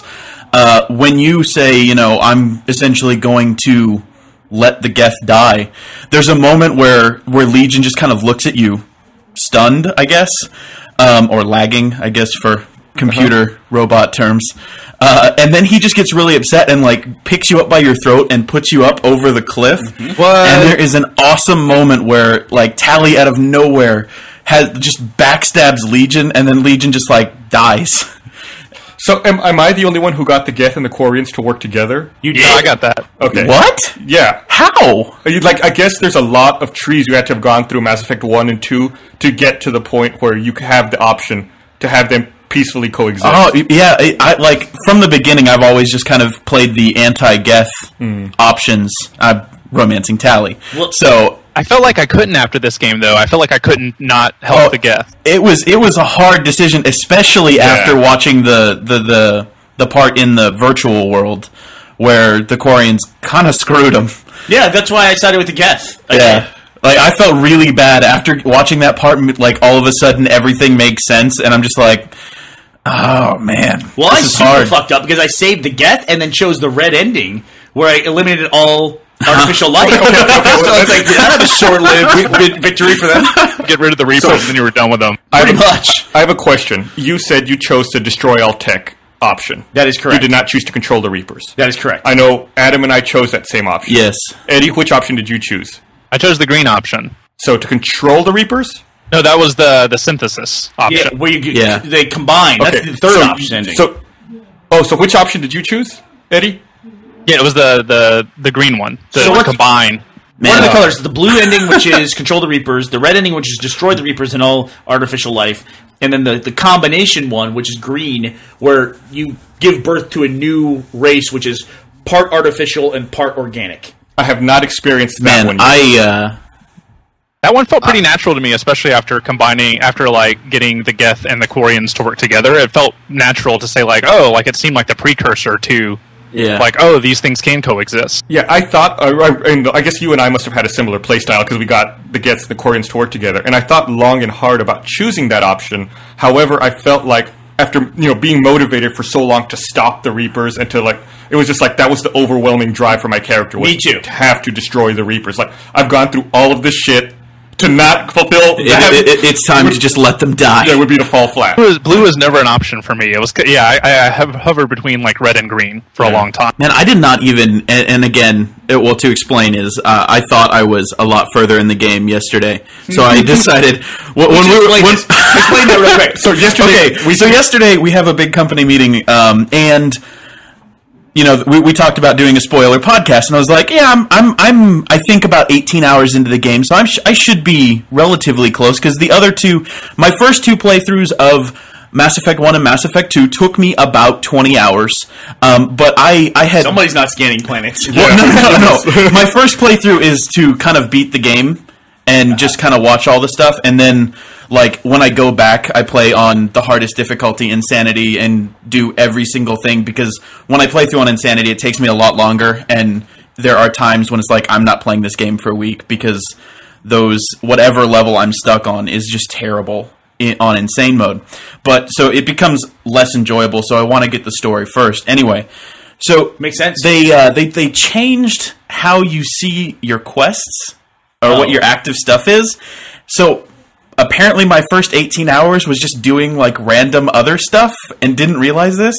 So when Adam thought he was finished with the game, almost finished, he had yet to make the choice between the Quarians and the Geth. He had yet to I hadn't even gotten Tali yet. Like I had just finished Tachanka and was like, okay, like. I'm 18 hours in. Surely, like you had just started the game. This is yesterday. This is yesterday. So yeah. And to top it off, I mean, we had Monday nights are Star Wars The Old Republic nights for me and my guild. So I was raiding until about 11 my time, and then it was like, okay, let me go clean up Mass Effect. And it was about 3 hours. It was about 2 in the morning at this point when I was like, I am nowhere near the end of this game. I have made a grave mistake. Then log on. And then essentially what happened is at 3 in the morning, it was like, Now I'm just being stubborn, so I said, screw it, and powered through the rest of the game, and beat it this morning at around 5 a.m. Wow. To drink a coffee and come to work to do this podcast. Well, so, yes, at 5 a.m., I'm so delirious that I didn't even know there was a green option. I saw the red and the blue options, was like, okay, Time to Thank you kill for your some Reapers. sacrifice. Since we're on that topic, real quick though, I want to find out from everybody. He said his main romance, Adam's main romance option was Tally. Who was your main romance? Tally. Yeah. What about you, Eddie? I did Miranda. I did Miranda. I think I did Miranda in 2. I did. My Liara was first always playthrough. my primary romance option. See, I admit the Miranda thing with some disappointment because I decided I was like, I'm gonna do the Liara romance because I like the idea of having the like platonic friendship and then they kind of like hook up in the third game, and I really liked that. And then I had stuck with that too. I was like, I'm going to romance Liara.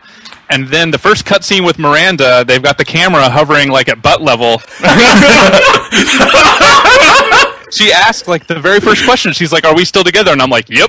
I didn't even hesitate. I was like, "Why did I do that?" He's like, "Yep." Oh, god damn it! What did I do? I had my out. You didn't take your out. I love it. What about you? Did you say who yours was, Bernie? Liara. Liara, okay. Yeah. So through all the games, mine was always Liara. So we've all three of us had different. Yeah. Yeah. You and I. Tally. Oh, we both had Tally. I like the way that they did the reveal on Tally's face finally in this game. I guess you saw it after she killed herself, but in the third game, after you romance her, she leaves you a picture by your bedside to remember her. I never saw Tally's face. You never saw it? I heard that after I have not seen it, but I heard that after she commits suicide, that you just have the picture next to your bed in your cabin. Oh, I didn't see that. No. Yeah, and you can go like pick it up and look at it, and it's just like a backlit photo. It's hard to see; they don't show it very long. Yeah, but it's. I never went into my command. I was incredibly disappointed by it. Actually, really? My cabin. It just felt like for the what is now. I'm not quite 1,000 on all of mine, but I'm like 950. Yeah, it's like those last 10 achievements that are like use this random skill 1,000 times, and I'm just like I'm not going through. To use Overload 1,000 times, to get those last achievement. In the whole franchise are in Mass Effect 1, yes, where you have to play with 2 characters in all the missions, essentially. Yep. You have to just play the game 3 times. Mass Effect 1, I think I have actually all of those. I just don't have, I think it's the biotic ones, because I just don't enjoy the biotic class. What do you play? That's another question. What do you play? I play Soldier. Okay, what do you play? Soldier and Vanguard. Vanguard? What do you play, Eddie? Yeah, I always do Soldier to start off. Like, I do the kind of vanilla whatever to start off RPGs, and then future playthroughs I mix up. I do Sentinel. I always play Stealth. I've only ever played Soldier. I've never played another class through on single player. Even though I finished it multiple times with multiple characters, they've all been Soldiers. I've beat it several times on Soldier. I beat it several times on Vanguard. I've tried several times on just pure biotic, but I don't like being so dependent on my skills. I like having biotic charge and then having guns. Everything else is irrelevant to me. It also helps for achievements when you can get some of those things out of the way in one playthrough. Yeah. Like 100 pushes or, pulls or whatever. I didn't consider that. Yeah, it helps, and it's like, I wish it counted for NPCs as well. Like, I told Liara to use Slam about 1,000 times. Yeah. Or Singularity. Annually inputting this every time she does it. Yeah, give me some fucking credit. Yeah. That Singularity is the greatest thing ever. Oh, yeah. Especially when you got a Singularity going and you're like picking down somebody's shield. It's like, you fucker, watch what's about to happen to you. You get rid of the shield, boop, then they go flying away. I love it. But, okay, so before we get into the actual ending, let's talk about maybe some things that were, because 3 as a game is an ending, long ending, and Tycho from Penny Arcade described it that way. It's a great description. It absolutely is. The whole time I was leading up to the ending and hearing the fervor online, I was thinking, what are people complaining about? Because everything I've experienced so far is great payoff on everything I've had in the Mass Effect franchise. The whole game is a series of endings. Yeah, it is stuff with the even pretty much right off the bat, you get contacted by Rex. Yep. What's the other one? Not Reeve. Reeve. Rex. Yeah, Reeve takes over if Rex is dead. Right off the bat, it starts off with the genophage crisis over on Tuchanga, which is such a great story. Did anyone actually not cure it? I cured it. I cured it. I've not met anyone who did not cure the genophage. Another fun even though those people have been foreboding to take over the universe since the first game. You know something? You know that Mordin can actually live. through like a crazy series of events there. I'm gonna play this game 1,000 times. I've heard that. Like if you knock him Kill out. Rex Oh, okay. in Mass Effect 1, and then Eve dies in Mass Effect 3. Like, I don't know if she has to die during the Cerberus infiltration in that one mission or on the road, like during the Chichanka mission. But she has to die. Rex, you have to have killed Rex, and then you don't tell anyone, like you don't tell anybody about the Genophage sabotage, and then you wait till the final moment, and then you have to like renegade, like use the renegade options on Mordin in that scene, and then it'll convince him that it's worthless for him to go die for the Genophage cure. Wow, I was close to letting Mordin live then. I had a lot of those steps. The whole time Eddie's explaining that, what I heard was, this is why Mass Effect takes 2 discs. Because there's all this stuff in here that I'll never get to, I don't think. Well, I think that's part of the reason why some people are freaking out about stuff is that, you know, like in movies, like the best special effects are the ones that you don't see.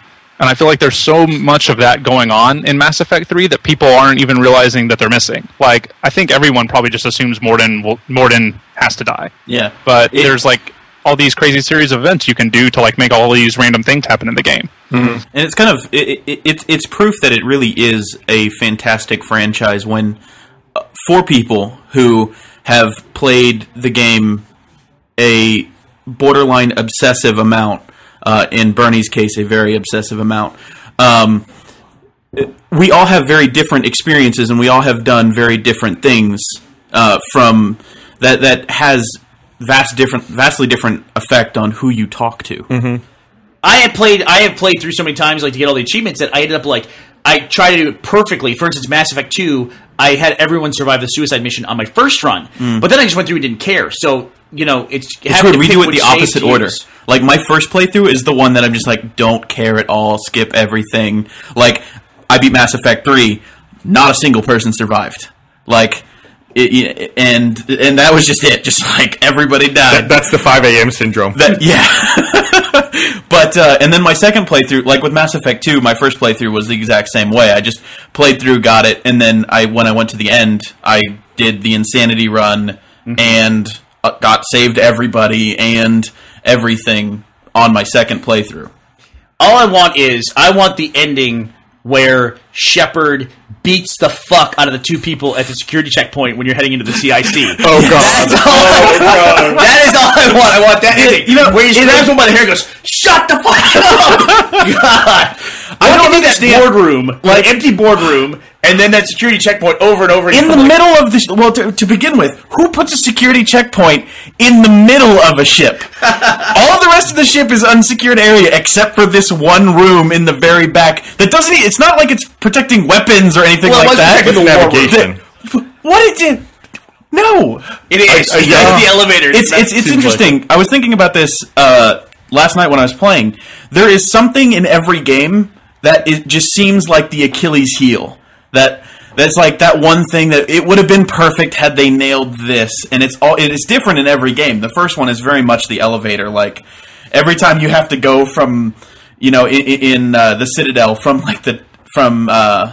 CSEC all the way up to the very top. It's like a 35-second just like listen to world global news and your companions do some little chatter. Or Garrus and Rex yelling at each other. I never minded the elevators in the first game because I thought it was kind of a clever, you know, that they were doing that they had the back and forth. See, I liked it the first 3 times, but like after a while, and after you go through and play, like once you've played it and beaten the game once, you get to the point where you've heard like your general companions chatter, or you just don't care anymore. So it's 35 seconds of just sitting there watching your character stand there, and you can't do anything. If you open a menu, it pauses. Yeah. Like it was just, I have to wait, and it was terrible. And then the second was the scanning for, you know, having to go to every stinking planet for Element Zero or whatever. I liked it too, but Adam played it like a year after launch. By then, it had been patched to speed up the scanning. Oh, really? When you played the game at launch before the patch, it was much slower. Let me tell you something. The scanning is something that evolved over the entirety of the franchise.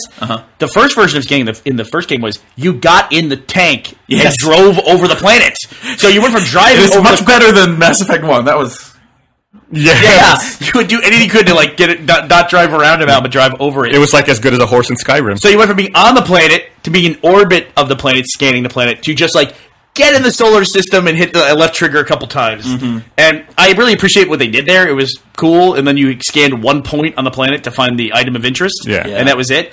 But the thing with the Reapers come in, they chase you. That was such bullshit. You could always like just leave the thing and come right back in. Yeah. And then they're all gone again. Yeah, pretty much. Yeah, they'd have to ski. They were there, but they were in a different part of the solar system, and you could like run in real quick and get your fuel and get the fuck out.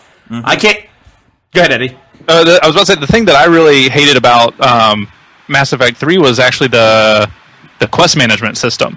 Yeah. It wouldn't tell you, like, you would scan a planet and you would get something, but it wouldn't tell you, like, you had no way to track, like, oh, I finished this quest, I need to go back and talk to this person. And that drove me crazy when I was scanning and doing stuff like that in Mass Effect 3.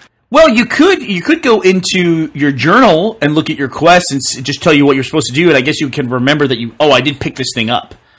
It never really matters much to me because I go to when I hit a solar system, I scan everything to 100%, and then I go to the planets. Yeah, but I can't do it any other way. Like, going off of what Eddie said, I wish that it would sort your quests. Like, if you have the item accomplished, it should be up at the top of the list. And like, the unaccomplished you want stuff to be should notified filtered. this is eligible to turn in. I want to be notified that I finished it, so I know kind of what I need to keep looking for.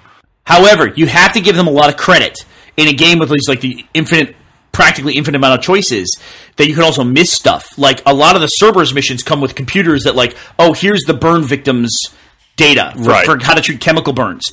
If you don't get it, you can't go back to that mission, but then after you miss it, it becomes available in the Spectre computer. Right.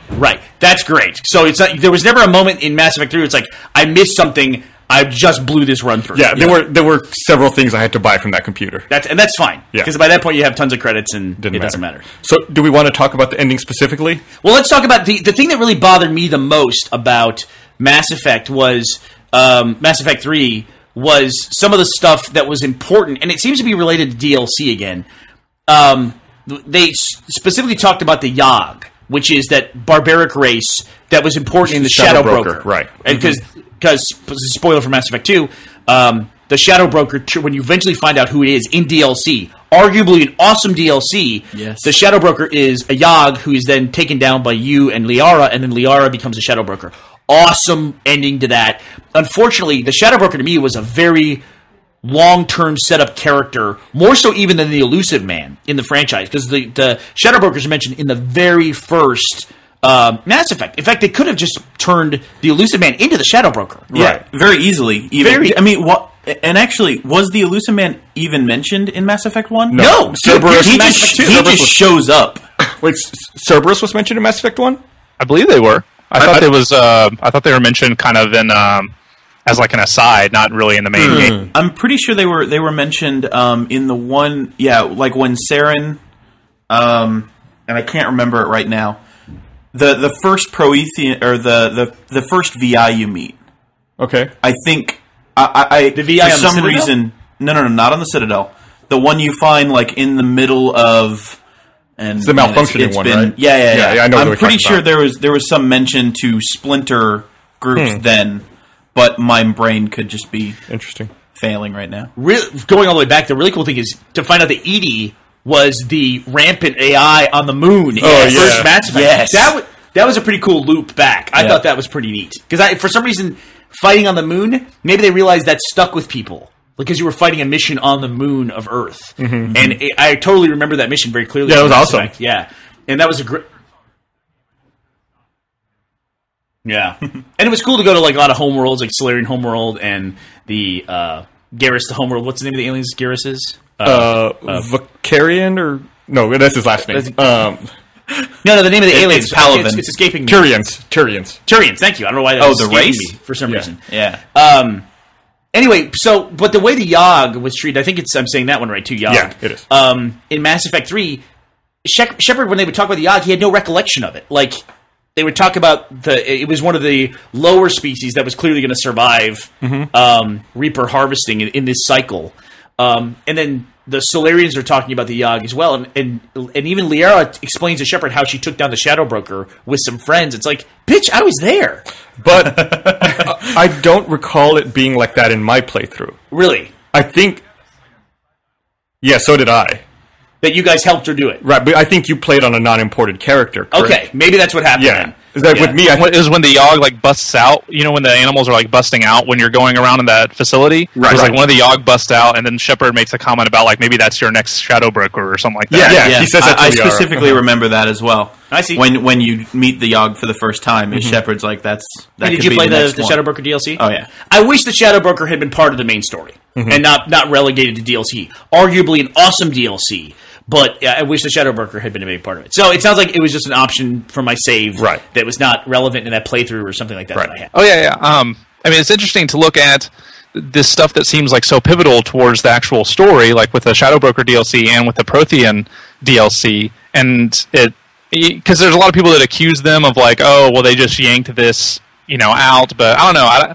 It's just an interesting question because it's like, is that more of a credit to how awesome the DLC was, or is it a detriment that it wasn't included as part of the story? Yeah. I think you can't get the complete Mass Effect story and just play the DLC. I don't think so either. I think, I mean, I'm of the opinion that the DLC is to remain like map packs and The maybe further extra adventures of. missions. Yeah, like not like core gameplay. Like the Shadow Broker is very, very pivotal and was built on, like you were saying, since Mass Effect 1. So it feels like it's something that should have just been in the retail game because it is so important and so ingrained in the game. It wasn't like, and I can't even remember, Kasumi's DLC? Yeah, Right. Kasumi Stolen Memory. Where like that DLC really was just like, hey, let's go steal some stuff from some rich guy, and then that was pretty much it, and you get a new character. Like that, I'm okay with being DLC because it doesn't feel like a part of the game. And even the DLC for Mass Effect 2, where you get Zahid, it wasn't. There was nothing. There was no backstory. It really didn't go anywhere from afterwards. So it was just like some extra fun missions, not like this is the core of the game. Like this is a main character. Anytime like a main character gets put into DLC, I kind of feel that they're Even going back to the first Mass Effect, if you didn't play some of the DLC in Mass Effect, you didn't know who the Batarians were. Yeah. I mean, the Batarians were a big part of DLC, but the Batarians are super important to the human story in Mass Effect, And then even in the Arrival, the Batarians... What happens if you didn't play the Arrival? Like, are you just totally lost when you start Mass Effect 3? Are the Batarians seems around, like or do they have a homeworld? Or what was the destruction of the mass relay that killed the Batarians? You destroy the mass relay that connects them to the rest of the No, galaxy. but is that DLC or is that narrative? That's DLC. That's in the Arrival. You're right, yeah. Yeah. I mean... That's pretty major. It's pretty major. And it's like... Yeah, that's what you're saying. I almost wish one of us had played it without him just to get that perspective. Yeah, there's got to be a lot of people who are just missed out. It was like 800 points, too, for that DLC? I think so. Plus, your battles would take twice as long without that fucking rifle. It was like the Geth beam rifle, but way better. Yeah. Way better. Well, okay, another thing, too, is, before we get to the ending, and I think when the Catalyst shows up in the ending, a lot of people feel like, well, what is this thing that's coming out of nowhere? That's like all of a sudden. And that's frustrating for people. But in the same sense, you have to have something that's fresh and new. Like you want to see something at the end that's new. And I think the Catalyst, in that sense of being able to write something, worked well. What doesn't work well is when they kind of stuff things in out of nowhere that don't really have a purpose.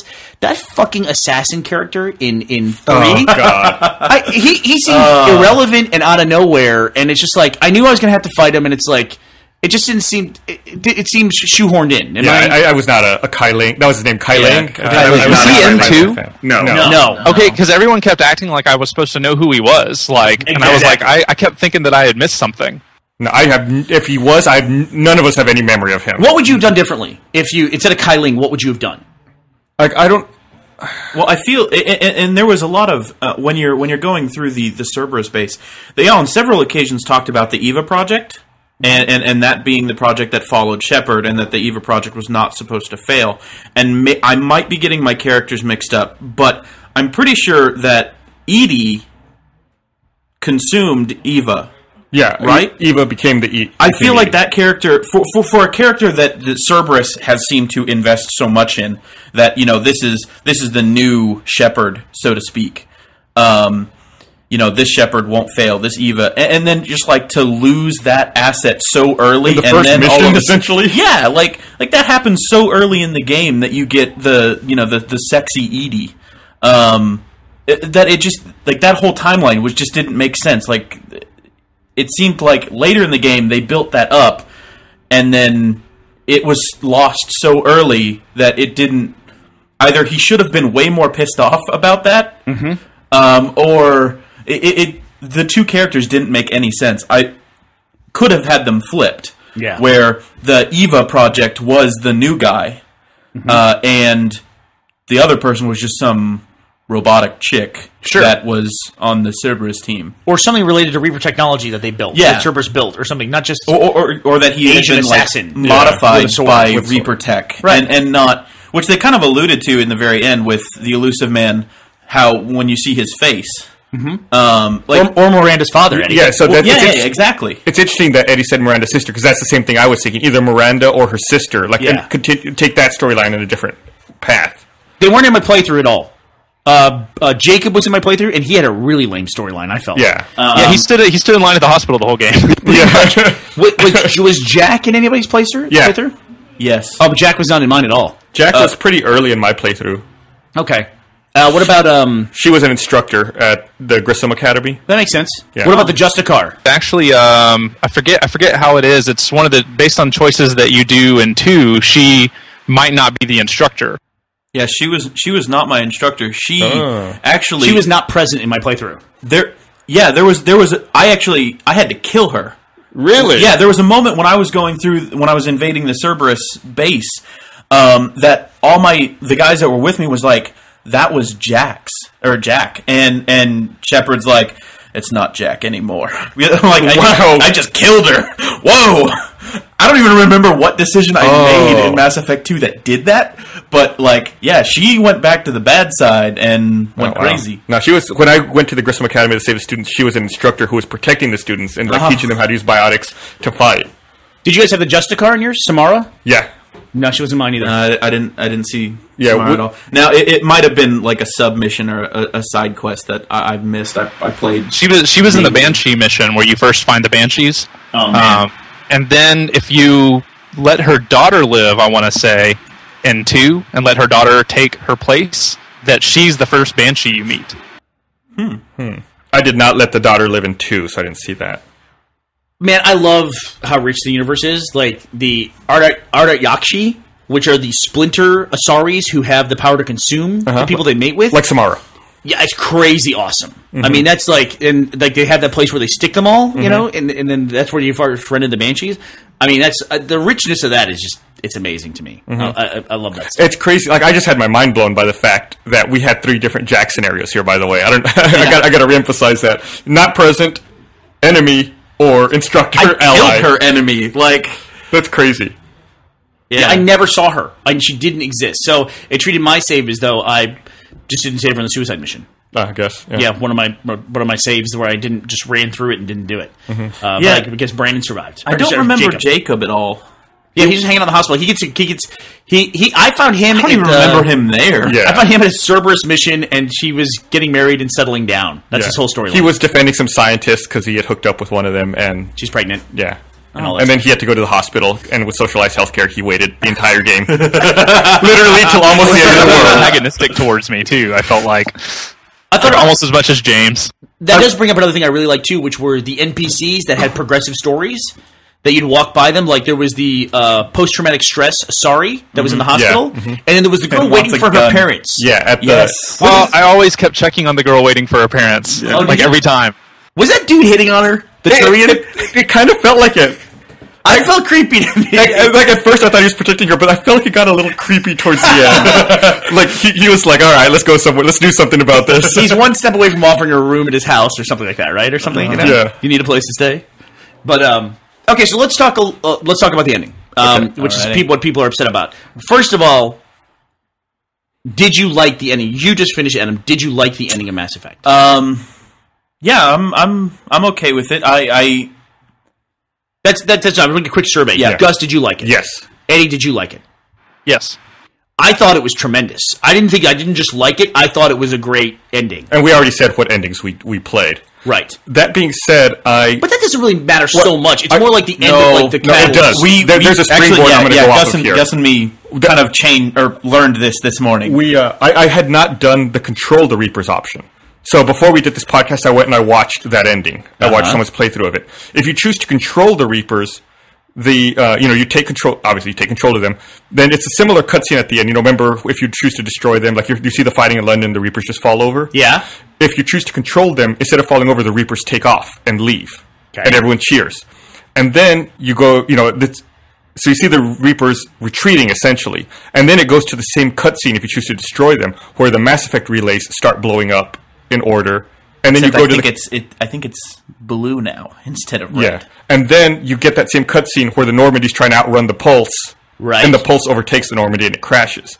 I don't understand why, if you choose to control the Reapers, the Mass Effect relays blow up, and there's still that Pulse that destroys the Normandy. It is a crash, like my ending, it crashed on a planet, and then they come out. Same thing, and it's like a jungle, and they're starting over. Well, my ending, there was no people, but they're all dead. I was like, fuck everybody. The door, on mine, the door goes and immediately goes to credits. And then if you haven't played the red ending, as most of us did, we chose to destroy the Reaper. Yeah. It ends all the artificial life. The Reapers are destroyed. It ends all technology, essentially. Ends all technology. The Mass Effect relays go through their self-destruct. The Mass relays go through their self-destruct sequence, whatever it is. All they link off each other. They all blow up. The Normandy gets some kind of pulse that hits it. It crashes on a planet. And for me, it was Joker, I guess Liara, and I forget who else. Somebody else come out. It's probably whoever you had survive. Yeah. Somebody else come out, and they go to start life. Like you can tell, like starting over primitive life without technology. And Eddie, why don't you describe the other ending, the combination one? Yeah, the only difference in the green one is that when the Normandy crashes, Joker and Edie come out hand in hand, and so the whole thing is like you're choosing synthesis, and so it's like they come out hand in hand and are kind of standing there all romantically, kind of looking out at the planet, with like the implication that the two of them are about to start a new life. Okay. Yeah. So that doesn't sound all that different to my concern was, I don't understand why, if you choose to control the Reapers, the Mass Effect relays still blow up and the Normandy still crashes.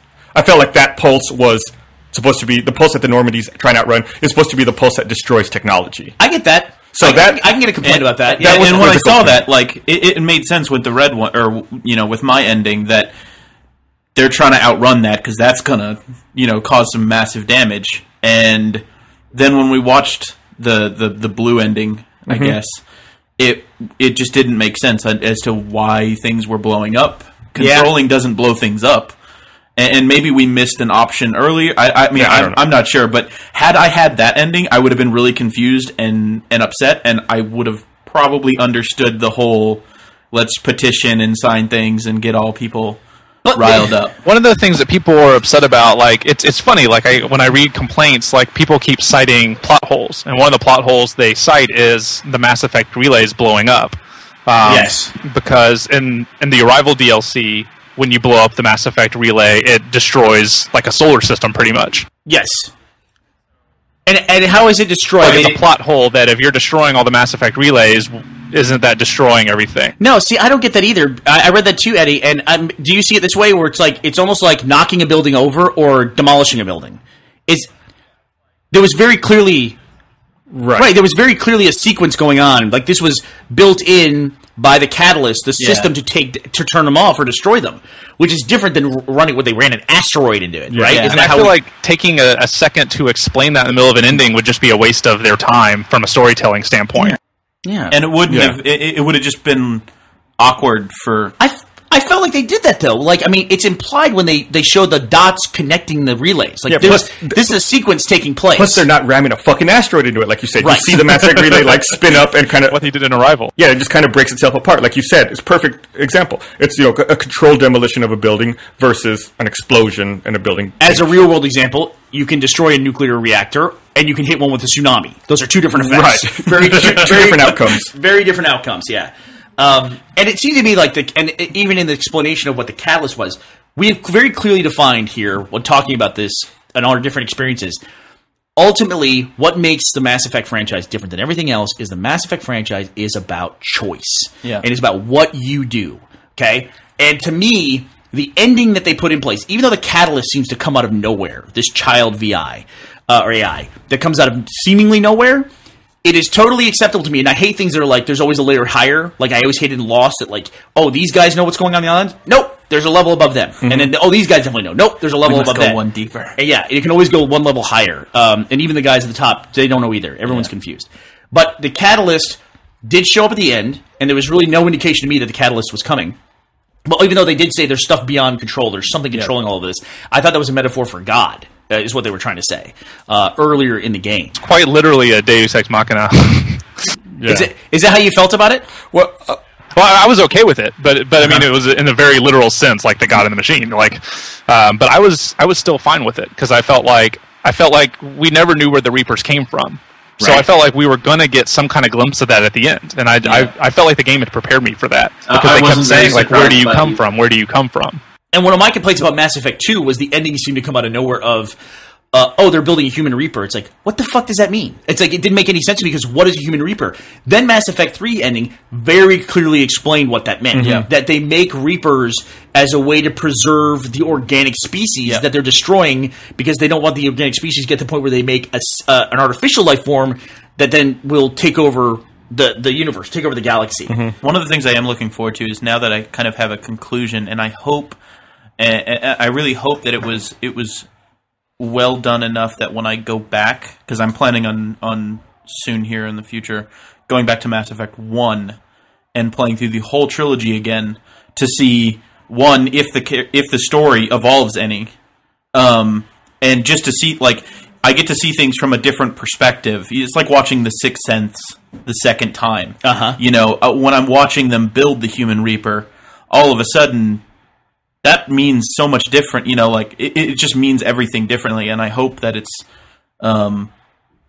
written and plays out in such a way that it will be a unique playthrough. Yeah, because the collectors now with perspective are not necessarily evil. No, they're just part of this system Yeah. to preserve humans, and this is how they're doing it. Yep. To make sure that humans don't get wiped out at the end of the cycle. I just put a link in the Skype chat or whatever that had that's actually a codex entry or codec entry or whatever from Mass Effect 1. Interesting. Here, I'm passing it around. I loaded it on my phone. I'm passing it to everyone, and we'll put this in the linked up so people can see it. That's really, really interesting. So, when you mentioned the things about like catching stuff, I have to ask if any of you guys have heard about the indoctrination theory. Yeah, I've heard about it. I don't buy into it really, though. I have not. It's and correct me if I'm wrong here, Eddie. This is the theory that the ending is just essentially, think of it like the Matrix. It's like the Reapers have given people that mental image of that peaceful ending, and really they've all been indoctrinated. So it's just nothing is real. The theory is that everything that happens once Shepard gets into the Citadel, like after the beam attacks or whatever, and then you kind of wake up and like stumble onto the Citadel, the theory is that everything from that point on is the battle inside of Shepard's head to be indoctrinated. Anderson does appear to come out of nowhere. He does say this like line of, "Oh, I followed you in." Yeah, you know, and then he's ahead of you. Yeah, right. The reason people think that, I don't know if I buy into it, but awesome. I don't know. I think one of the things about that I love about good sci-fi is when you kind of get left with some of those questions, and it's kind of cool that like the ending I feel like it can stand on its own, but it also has this kind of like aspect where people are wondering if this was going on. I totally agree. And so the reason a lot of people are buying into the indoctrination theory is because I think when you first meet the Rachni, they start talking about how that when the Reapers indoctrinated them, they saw kind of like oily paintings, that everything looked like oily paintings, and that's what Shepard's dream sequence looked like in Mass Effect 3. And apparently in one of the books, there's a whole thing about like whenever people start to get indoctrinated, they start to hear Reaper growls. And that whole scene with the kid in the very beginning of Mass Effect 3, when Shepard looks and then Anderson comes in and Shepard looks away, and when he looks back and the kid's gone, there's like a real subtle like audio cue of a Reaper growl going on there. And so a lot of people think that all those dream sequences are hinting that there's a battle going on inside of Shepard to be indoctrinated by the Reapers. And that final choice is him being indoctrinated, which is why all of a sudden to destroy the Reapers would be Renegade, because it's the Reapers trying to convince him that it would be the wrong thing to destroy them, and why to work with them would be Blue or Paragon. To work with them would be Paragon, and I guess the final clincher is that in the red ending, there's that none of the other endings get it, but in the red ending, there's that final shot of Shepard waking up in rubble. Oh, I forgot about it. Yeah. Yeah, that's not in any of the other endings. You so don't I get it in didn't all the think red that- endings either. You don't get it in all the red endings. I very much died. level. Yeah. Yeah, only I, if the rest that's at a certain spot, I think. Yeah. And so so that you resisted indoctrination and then you wake up at the end. And I don't know how. I think it's kind of a cool theory. I'm fine if they never do anything else with it. I like. Yeah, leave it open. There's no need to spell every single thing out. Yep. Or Ferris Bueller's Day Off. Did Cameron really exist? No, it's does Ferris really Oh, exist? does Ferris really exist? Is Ferris Bueller's Day Off all about Cameron's vision of what his friend is, and his alter ego?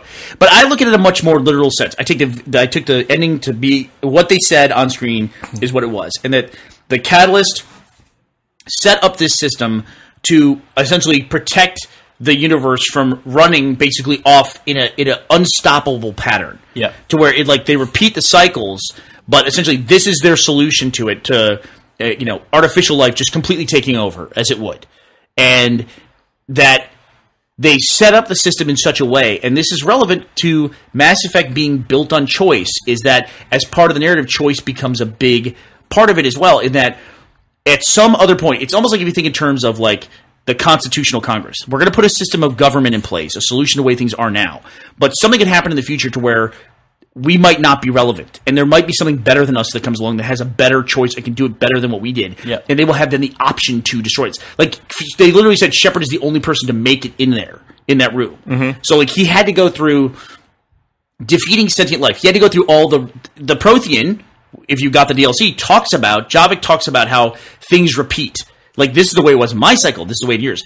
Yeah, that there was kind of a Geth equivalent in his cycle. Yeah, exactly. So our cycle had to go through the rise of artificial life and the inevitable rebellion that happens as a result of that. It had to go through, and that's the story of the Quarians and the Geth. Yep. It had to go through the dominant organic species not just taking over and working with the other species. Unlike the Protheans, who just dominated their cycle. Right. And pushed everybody down.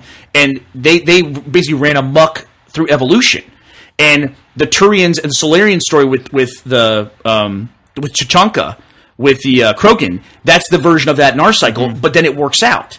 And so we had to go through all of those things, all those repeating cycles, to get to a point where there is a little bit level of equilibrium to where the choice can be made of what to do about this.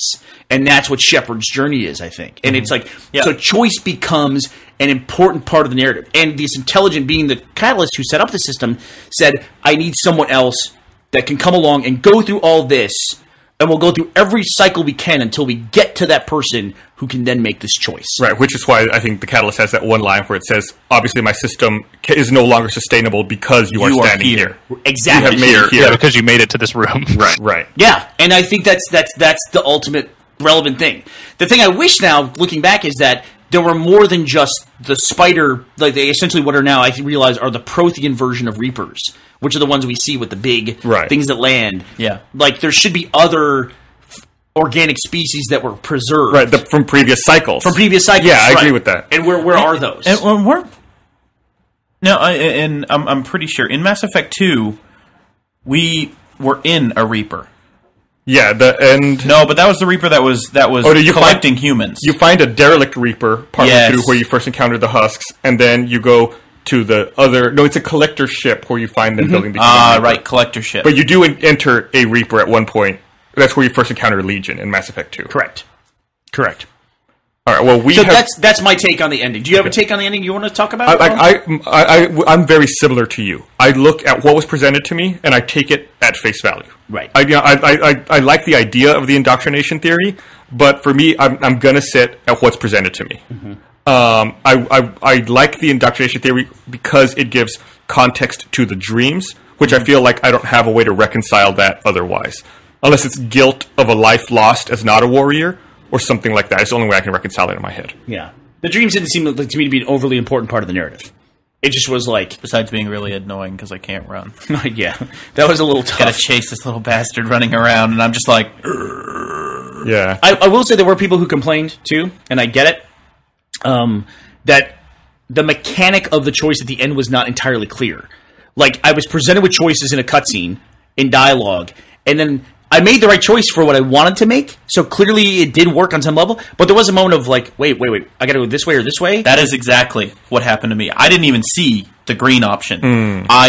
When the slow motion stuff started happening at the very end, I was like, okay, I just saw a moment of needing to shoot this thing, and then that will trigger destroying all the Reapers. So I was like, that must be what I was going to do. Now, I attribute quite a bit of that to the fact that I was up at 5 o'clock in the morning playing Mass Effect 3, and not so much... so it might have been...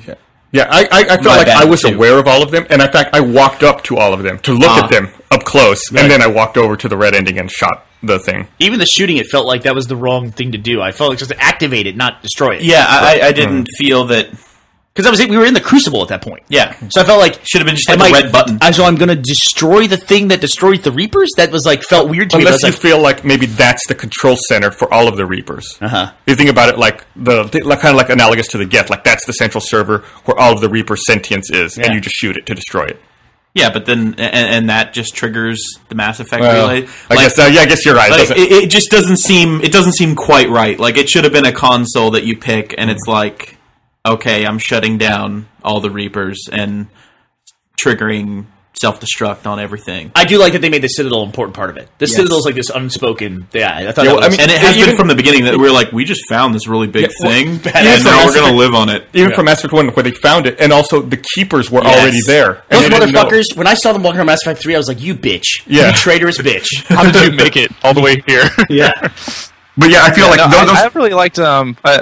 I loved the ending, and I don't subscribe to indoctrination theory. I like that it exists, but what I loved about the ending, and I always felt like the games were pointing at the idea that something in the cycles would have to change. You know, because otherwise, like, well, why? That's what I kept asking myself, even back to Mass Effect 1. It's like, well, what's going to keep this time different? Like, what's going to change this time? And it's like you're not going to break that cycle without something really costly happening. And so I kept waiting for something like Monumental to happen in 3. And so I thought it was kind of a cool touch to see the Mass Effect relays kind of disassembled and the Citadel become a big part of it too. I was a big fan of seeing all that kind of come together. It's just cool because it's like in every single one they've been kind of showing you that like the Reapers have kind of directed the course of like kind of galactic civilizations, like that they've put these touchstones and guided it the way that they want kind of life to evolve.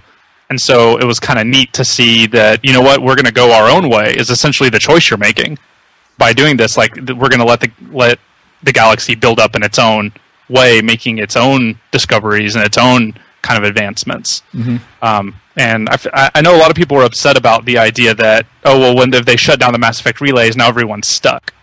And it wipes out. But I feel like, no, that's like the start of the story, I feel like, in a lot of ways. Like, I feel like that's the direction they can go in future with whatever they want to do in the future. It's like, wow, now the Reaper's hold over this whole civilization's gone, and now we can do, we can go our own way. It would be weird if the Mass Effect relays are gone. It's like, I'm sure there's some Asari that have to be on Earth. Well, there were. I mean, there were Turians as well, where they were fighting on Earth.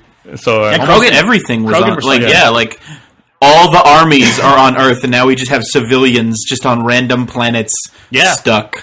Like some people in the Asari homeworld. Well, they're not stuck because ships still have FTL drives. They're just a lot slower than Mass Effect. True. Stations. True, but we don't know how long it would take. I don't have any idea how long it would take to get to... Yeah, but... I looked.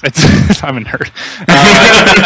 It's something like Dreadnoughts. Like, the Dreadnoughts have, like, the huge relays that are pretty comparable to the Mass Effect relays. They take 4 months to get across the galaxy. Oh, okay. But if for everybody else, it's years. Yeah, if we chose the red ending, like Adam and I did, these people are stranded. Yeah. Like, they don't even have ships. People are screwed. And there are complete races that are just gone. In our ending, Eddie, I mean, people don't have taxis anymore. Yeah, the technology's gone. So you really think it was like an EMP that wiped out? Well, that's what they said. Have you seen the red ending? Just wiping out technological. No, it was technology. Yeah, dude, it destroyed the Normandy. Like, well, at least it looked like that was the reason. Edie's gone. Like it took everything out. It made us nomads. It's a reset. But something that something that I think will be interesting is now we get to see what I can only describe as a top level cycle. Like those relays came from somewhere. So now that the relays are destroyed and we're kind of rebooted, we're now at the beginning before even the small cycles happened, where this life has created, Reapers to. So you're going back even before the first. We're now going back before the relays, before the Citadel, before everything, and now. Well, they warned us. You'll rebuild, and you will build a sentient, or an artificial life form that will you'll have to deal with it. All of this stuff again, and I think it's neat. It's cool. It's like a master cycle, made of little smaller cycles that can eventually develop into a race that builds smaller cycles to protect lizard-eating amphibians. They're just going to build Reapers. They're like, hey guys, that was a pretty good idea. We'll just. I know we want to wrap this up, Gus, but I want to point out something we talked about in the non-spoiler part of the podcast, which is like, what happens if we get involved with aliens and we can't recognize each other? How frustrating would it fucking be for the Protheans? Like, we cataloged everything. We gave you the plans for the fucking Crucible. We cataloged it all, and sure, some of that stuff gets buried in time. Over 50,000 years, it like just gets lost, and you have to discover it. But Javik was like, realize you don't communicate the way we communicate. We had this like connection with each other where we could just pass ideas. You fuckers didn't have that, so we built all these things that just look like stone obelisks to you. And they didn't have any information. They put everything into these beacons, and there's no way to interact with it. It'd be like if we wrote it down in books, and then like the next civilization didn't have eyes. Yeah, exactly. Basically, like, well. Yeah, fuck. Yeah, I can feel this. So they have these books of like they collected leaves. Why would they do that? God, it had to be so. You made a really weird face when, of course, now that I'm bringing it up, I can't remember what you said. Cool. Yeah, great way to end the podcast. That's the end of it. You'll remember 5 minutes. There was some. Yeah. All right. One of the races that was killed off early. The Batarians? No. The Rachni! Yes! I felt like there was... there was a bunch of spoilers in the beginning of Mass Effect 3 that they were going to come back, and maybe I just didn't do the side quest or something, but they were not... No. I saved them! And they went to work on the Crucible. Same! And I was like, I did the right thing, I saved a race that was being enslaved, and they were working on the Crucible. Then later they go, you fucking asshole. They attacked all the scientists. Wait, did you... So, wait, no. That happens...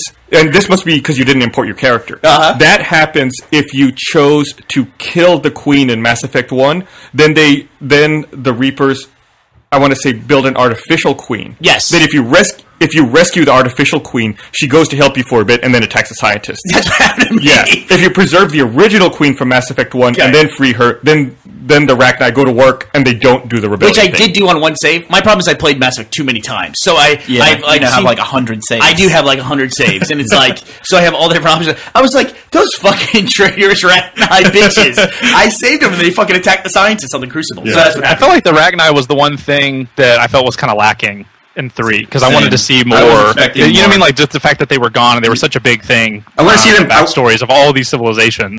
I want to set up for the Krogan to show like how badly the Krogan got fucked over. Yeah, I wanted to fight side by side with the Rachni. Oh, that'd be cool. Same thing. It's like, they were supposed to, like, the Krogan were developed to fight these guys. How awesome are these guys? Why are they working on the Crucible? Yeah. Why aren't they out fighting? That Reaper versus the Worm cutscene was fucking cool though. That was awesome. Yeah, the scale of that. Man, there was so many big scale. You guys didn't see it because you got the Geth and the Quarians to work together. But the cutscene where the Geth fleet and the Quarian fleet fight each other, that is an awesome cutscene. It is. It is fantastic. Right, I gotta watch that. Yeah, you gotta go back. I went and watched it. It's pretty cool. It's like 4,000 ships with fighters and everything else. It's like how? It's awesome. There's a scene, and I mostly played Renegade through 1 and 2, and then in 3 I didn't really. But I would feel so bad doing this. The scene, when Mordin goes up to cure the genophage, and if you tell him not to go do it because you want to sabotage it, and he says he's going to go do it, you can shoot him in the back. Oh, and I watched the scene on YouTube, and it was the saddest thing I think I've ever seen. Wow. Because you shoot him in the back, and then he falls into the elevator and hits the button, and he goes up. And then he gets to the top and everything's blowing up, and he's like crawling to the panel to try to stop it. And he's like moaning, and he's like, not yet. Oh And my he dies God. right before he gets there. And I was like, oh. That's the worst thing ever. That's pretty horrible. Wow. Yeah, that's pretty bad. All right, we definitely need to wrap up. This is a record for our longest podcast ever. Yeah, so let us know what you think about a spoiler cast. Hopefully, the 5 people who have finished Mass Effect and don't want to ruin for them have listened to this, and let us know what you think about it. We'll do more spoiler casts. Can I do a quick plug for? I write for a site called Gamer Sushi, and Gamer Sushi. yeah, we write about video games and stuff. So we have a Mass Effect 3 spoiler cast that we did a couple weeks ago as well. What's the URL? Gamersushi.com. We'll put it in the link dump, so it'll be clickable. Cool. All right. Thanks for joining us, Eddie. Yeah, thanks for having me. Thank you. Bye.